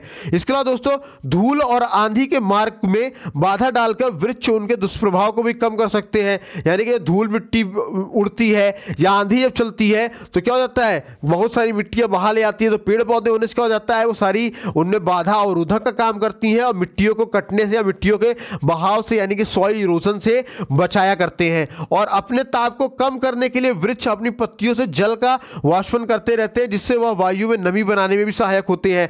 मतलब पेड़ पौधों में क्या होता है दोस्तों, ट्रांसपिरेशन की भी एक प्रक्रिया हुआ करती है और ऑस्मोसिस की एक प्रक्रिया हुआ करती है। कौन कौन सी, ऑस्मोसिस और ट्रांसपिरेशन की प्रक्रिया हुआ करती है। और इन्हीं के कारण क्या होता है कि वृक्ष में जब लगता है कि टेम्परेचर क्या हो जाता है, ज़्यादा होता है, गर्मियों का ज़्यादा मौसम हो जाता है, तो वृक्ष क्या करते हैं, अपने जो पत्तियां हैं, पत्तियों में पीछे छोटे छोटे छेद हुआ करते हैं, इनको हम लोग क्या बोलते हैं, स्ट्रोमेटा बोला करते हैं। वहां से जल क्या करते हैं, वो लोग वाष्प बना के निकाल दिया करते हैं ताकि वृक्ष में क्या हो, नमी बनी रहे, ठीक है ना। इसके अलावा दोस्तों 26 दिसंबर 2004 को समुद्री भूकंप से हिंद महासागर में उठी सुनामी लहरों से दक्षिण पूर्वी एशिया के देशों में 2 लाख से अधिक लोग मारे गए थे। ये बहुत इंपॉर्टेंट है और ये स्टार एक क्वेश्चन आया हुआ है कि पूछा गया था कि सुनामी जो आई थी वो सुनामी कब आई थी, तो 26 दिसंबर 2004 को आई थी। और किधर आई थी दोस्तों, तो दक्षिण पूर्वी एशिया में आई थी और इधर के देशों में आके कम से कम 2 लाख या उससे ज़्यादा जीव मारे गए थे। अगर प्राकृतिक आपदाओं की ही अगर हम बात करें तो दोस्तों प्राकृतिक आपदाओं में बहुत सारी आपदाएं हो सकती हैं, जैसे आकाशीय बिजली गिर सकती है, आकाशीय बिजली गिरने के कारण प्राकृतिक आपदा होती है, बादलों के फटने के कारण क्या होती है, प्राकृतिक आपदा हुआ करती है। इसके अलावा भूकंप आता है, ज्वालामुखी आता है, भूस्खलन यानी कि लैंडस्लाइड हो जाता है, बाढ़ आ जाती है, सूखा जाता है या फिर वनों में कई बार आग लग जाती है। ये सब क्या है, प्राकृतिक आपदा के अंतर्गत आते हैं। इसके अलावा कभी कभी शीतलहर चलती है, समुद्री तूफान आ जाते हैं, चक्रवात चक्रवात आ जाता है, टॉर्नेडो आ जाता है, हरिकेन आ जाता है, टाइफून आ जाया करता है, ठीक है ना। इसके अलावा दोस्तों कभी कभी ताप लहर भी आती है, यानी कि लू चलने लग जाती है। तो ये सब क्या है दोस्तों, प्राकृतिक आपदा है। लेकिन अगर बात करें मानव जनित आपदाओं की बात करें तो मानव जनित आपदाओं दोस्तों जैसे बम का विस्फोट करा देना, नाभिकीय रिएक्टर संयंत्रों से रेडियो एक्टिव तत्वों का रिसाव होना, इसके अलावा रासायनिक कारखानों से जहरीली गैस का रिसाव होना, इसके अलावा दोस्तों मानव निर्मित भूस्खलन की वजह से होता है, मिट्टी के कटाव के कारण भी होता है, और ये जनसंख्या विस्फोट भी, ये सब क्या है दोस्तों, मानवीय आपदाएं हैं। इसके अलावा दोस्तों कभी कभी भीषण रेल के दुर्घटना हो जाया करते हैं, वायु दुर्घटना हो जाया करता है, ठीक है ना, जो मानव के द्वारा कभी कभी गलती से वनों में आग लग जाया करती है। इसके अलावा जो एड्स की जो बीमारियां हैं, ये सब क्या है, मानव जनित आपदाएं हैं, ठीक है। अगर बात करें भूकंप की दोस्तों, तो गुजरात राज्य में भुज है, एक जगह है, कहाँ है, गुजरात में एक जगह है भुज। तो भुज में दोस्तों 26 जनवरी 2001 में आए भूकंप में अपार जनधन की हानि हुई थी। और भूकंपों की जो उत्पत्ति है ये पृथ्वी की पपड़ी की किसी भी भाग के असंतुलन उत्पन्न होने के कारण हुआ करती है। मतलब कि हमारे जो अर्थ है, अर्थ पे 3 लेयर में बटी हुई है, ठीक है ना। सबसे पहले ऊपर वाले जो हमारे सरफेस जिसमें हम रहते हैं ये कोर है, और ठीक है ना, और ये क्या है, मेंटल है, ठीक है। बात समझ में आया कि नहीं आया। तो इन यहाँ कोर से जो हमारी भूकंप की रे जो होती है वो शुरू हुआ करती है, और भूकंप की रे जहाँ से जब शुरू होती है, शुरू होकर के चारों दिशाओं में प्रेशर लगाया करती है। चारों दिशाओं में प्रेशर लगाने के कारण क्या होती है, जिस जगह की भी ऊपरी परत क्या होती है, कमजोर होती है, वहां से सीधे निकल जाया करती है। और जैसे जैसे चलती है, चलने के कारण क्या हो जाती है, ये बहुत सारे जमीनों में वाइब्रेशन लाते हुए जाती है, जिससे कारण कई बार जमीनें फट जाती है, बड़ी बड़ी बिल्डिंग्स जो होती है वो सारी गिर जाया करती है, ठीक है ना। और भूकंप तीव्रता अगर हमें नापनी हो तो भूकंप की तीव्रता को नापने के लिए हम लोग इसका इस्तेमाल करते हैं, रिएक्टर स्केल का इस्तेमाल किया करते हैं। और रिएक्टर स्केल के अध्ययन पे ही हम लोग क्या करते हैं, भूकंप की तीव्रता का पता लगाया करते हैं। अच्छा, बात करेगा जो रिएक्टर स्केल जो हमने बनाया है, रिएक्टर मापक बनाया है, इसकी रचना किसने की थी, तो इसकी रचना दोस्तों चार्ल्स एफ रिएक्टर ने की थी। चार्ल्स एफ रिएक्टर ने कब की थी दोस्तों, वर्ष 1935 में की थी, ठीक है ना। ये आया हुआ क्वेश्चन है, ध्यान रखिएगा, ठीक है ना। और पूछा एक बार एग्जाम में ये पूछा गया था कि जो रिएक्टर स्केल है उसमें जो मापन के लिए जो अंकित अंक है वो कितने हैं। तो दोस्तों रिएक्टर मापक को जो अंकित अंक है दोस्तों वो 0 से 9 के बीच में हुआ करता है।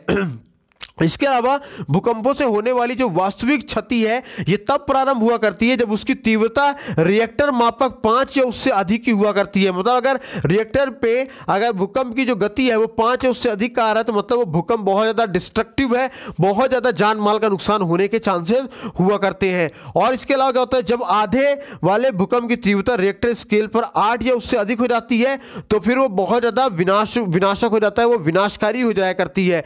मतलब फिर उस 8 या उससे अधिक के कंडीशन का होता है कि किसी इंसान का सुरक्षित बच पाना लगभग मुश्किल हो जाया करता है, ठीक है ना। ऐसी कंडीशन में क्या की जाती है कि उन इंसानों को उसी जगह पर रह करके कहीं सुरक्षित स्थान को ढूंढना जरूरी होता है, क्योंकि ऐसी कंडीशन में कई बार जमीन भी फट जाया करती है।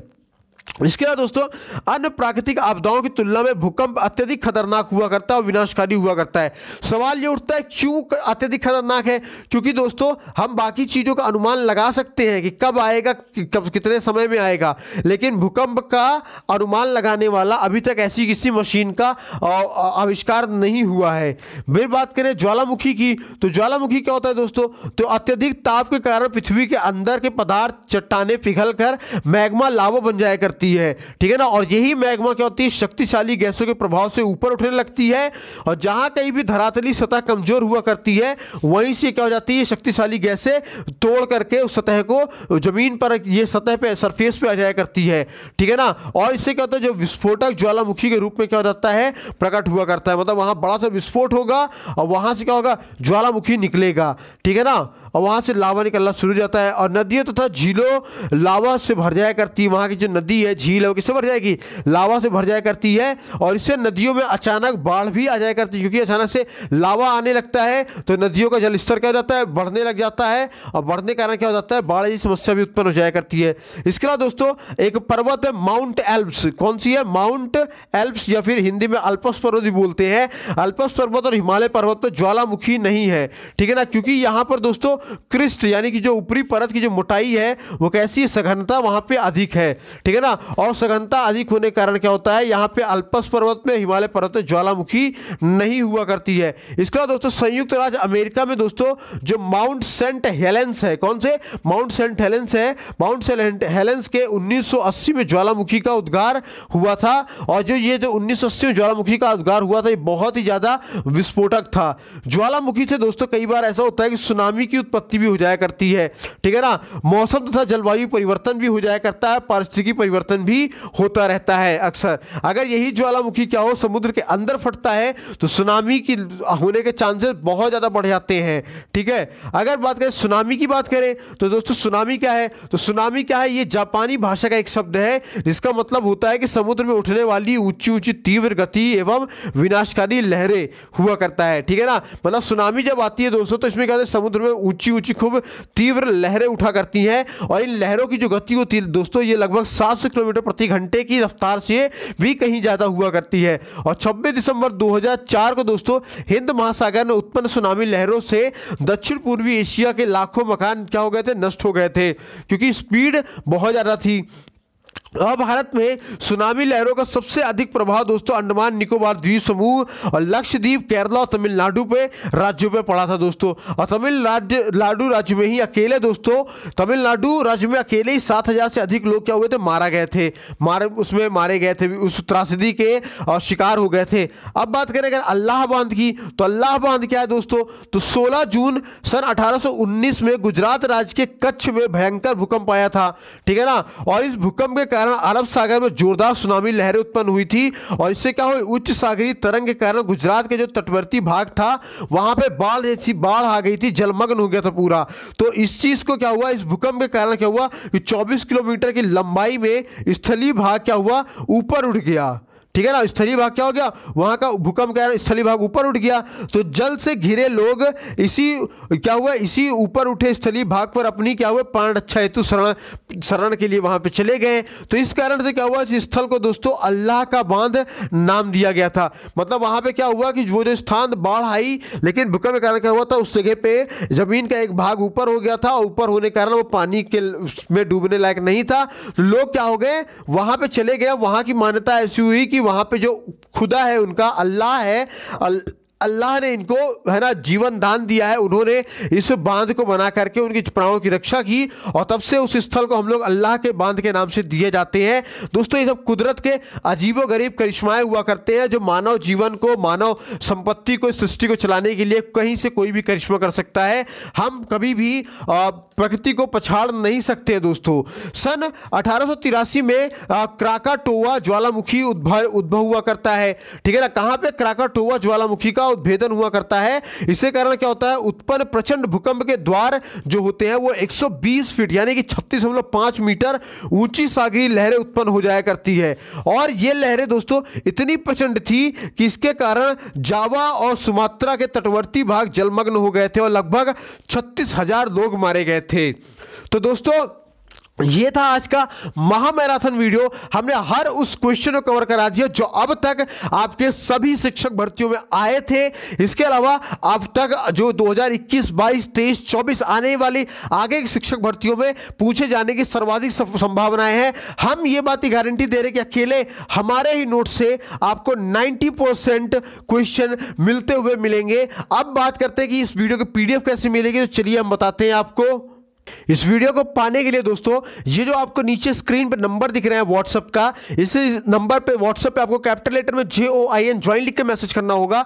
तो हम आपको अपने WhatsApp group IQ mentor study group में ऐड कर देंगे जहां पे आपको हमारी सभी वीडियोस की PDF आपको मिल जाएगी। साथ ही साथ आपको वहां daily GK GS question, DK GS quiz और भी बहुत सारी चीजें आपको वहां देखने को मिलेगी। साथ ही साथ आपको अपकमिंग वैकेंसीज की डिटेल्स और हमारी जितनी भी इंपॉर्टेंट नोट्स है वो भी आपको फ्री ऑफ कॉस्ट दी जाएगी। जाएगी और आपके सभी प्रतियोगी परीक्षाओं के सभी सिलेबस की जो नोट्स है, बेस्ट से बेस्ट नोट आपको फ्री ऑफ कॉस्ट हमारे ग्रुप में दी जाएगी। तो दोस्तों thanks for watching our video पसंद आई हो तो लाइक करिएगा, शेयर करिएगा और पहली बार अगर चैनल पे आए तो सब्सक्राइब करके बेल आइकन को भी जरूर प्रेस कीजिएगा। वीडियो आपको कैसी लगी इस बारे में आप हमें कमेंट सेक्शन में लिख करके जरूर बताइएगा।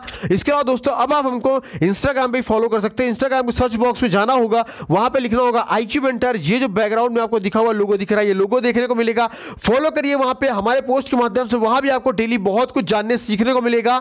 तो दोस्तों मिलते हैं अगले सेशन में, तब तक अपना ख्याल रखिए, स्वस्थ रहिए, मस्त रहिए, पढ़ते रहिए, मुस्कुराते रहिए। धन्यवाद दोस्तों।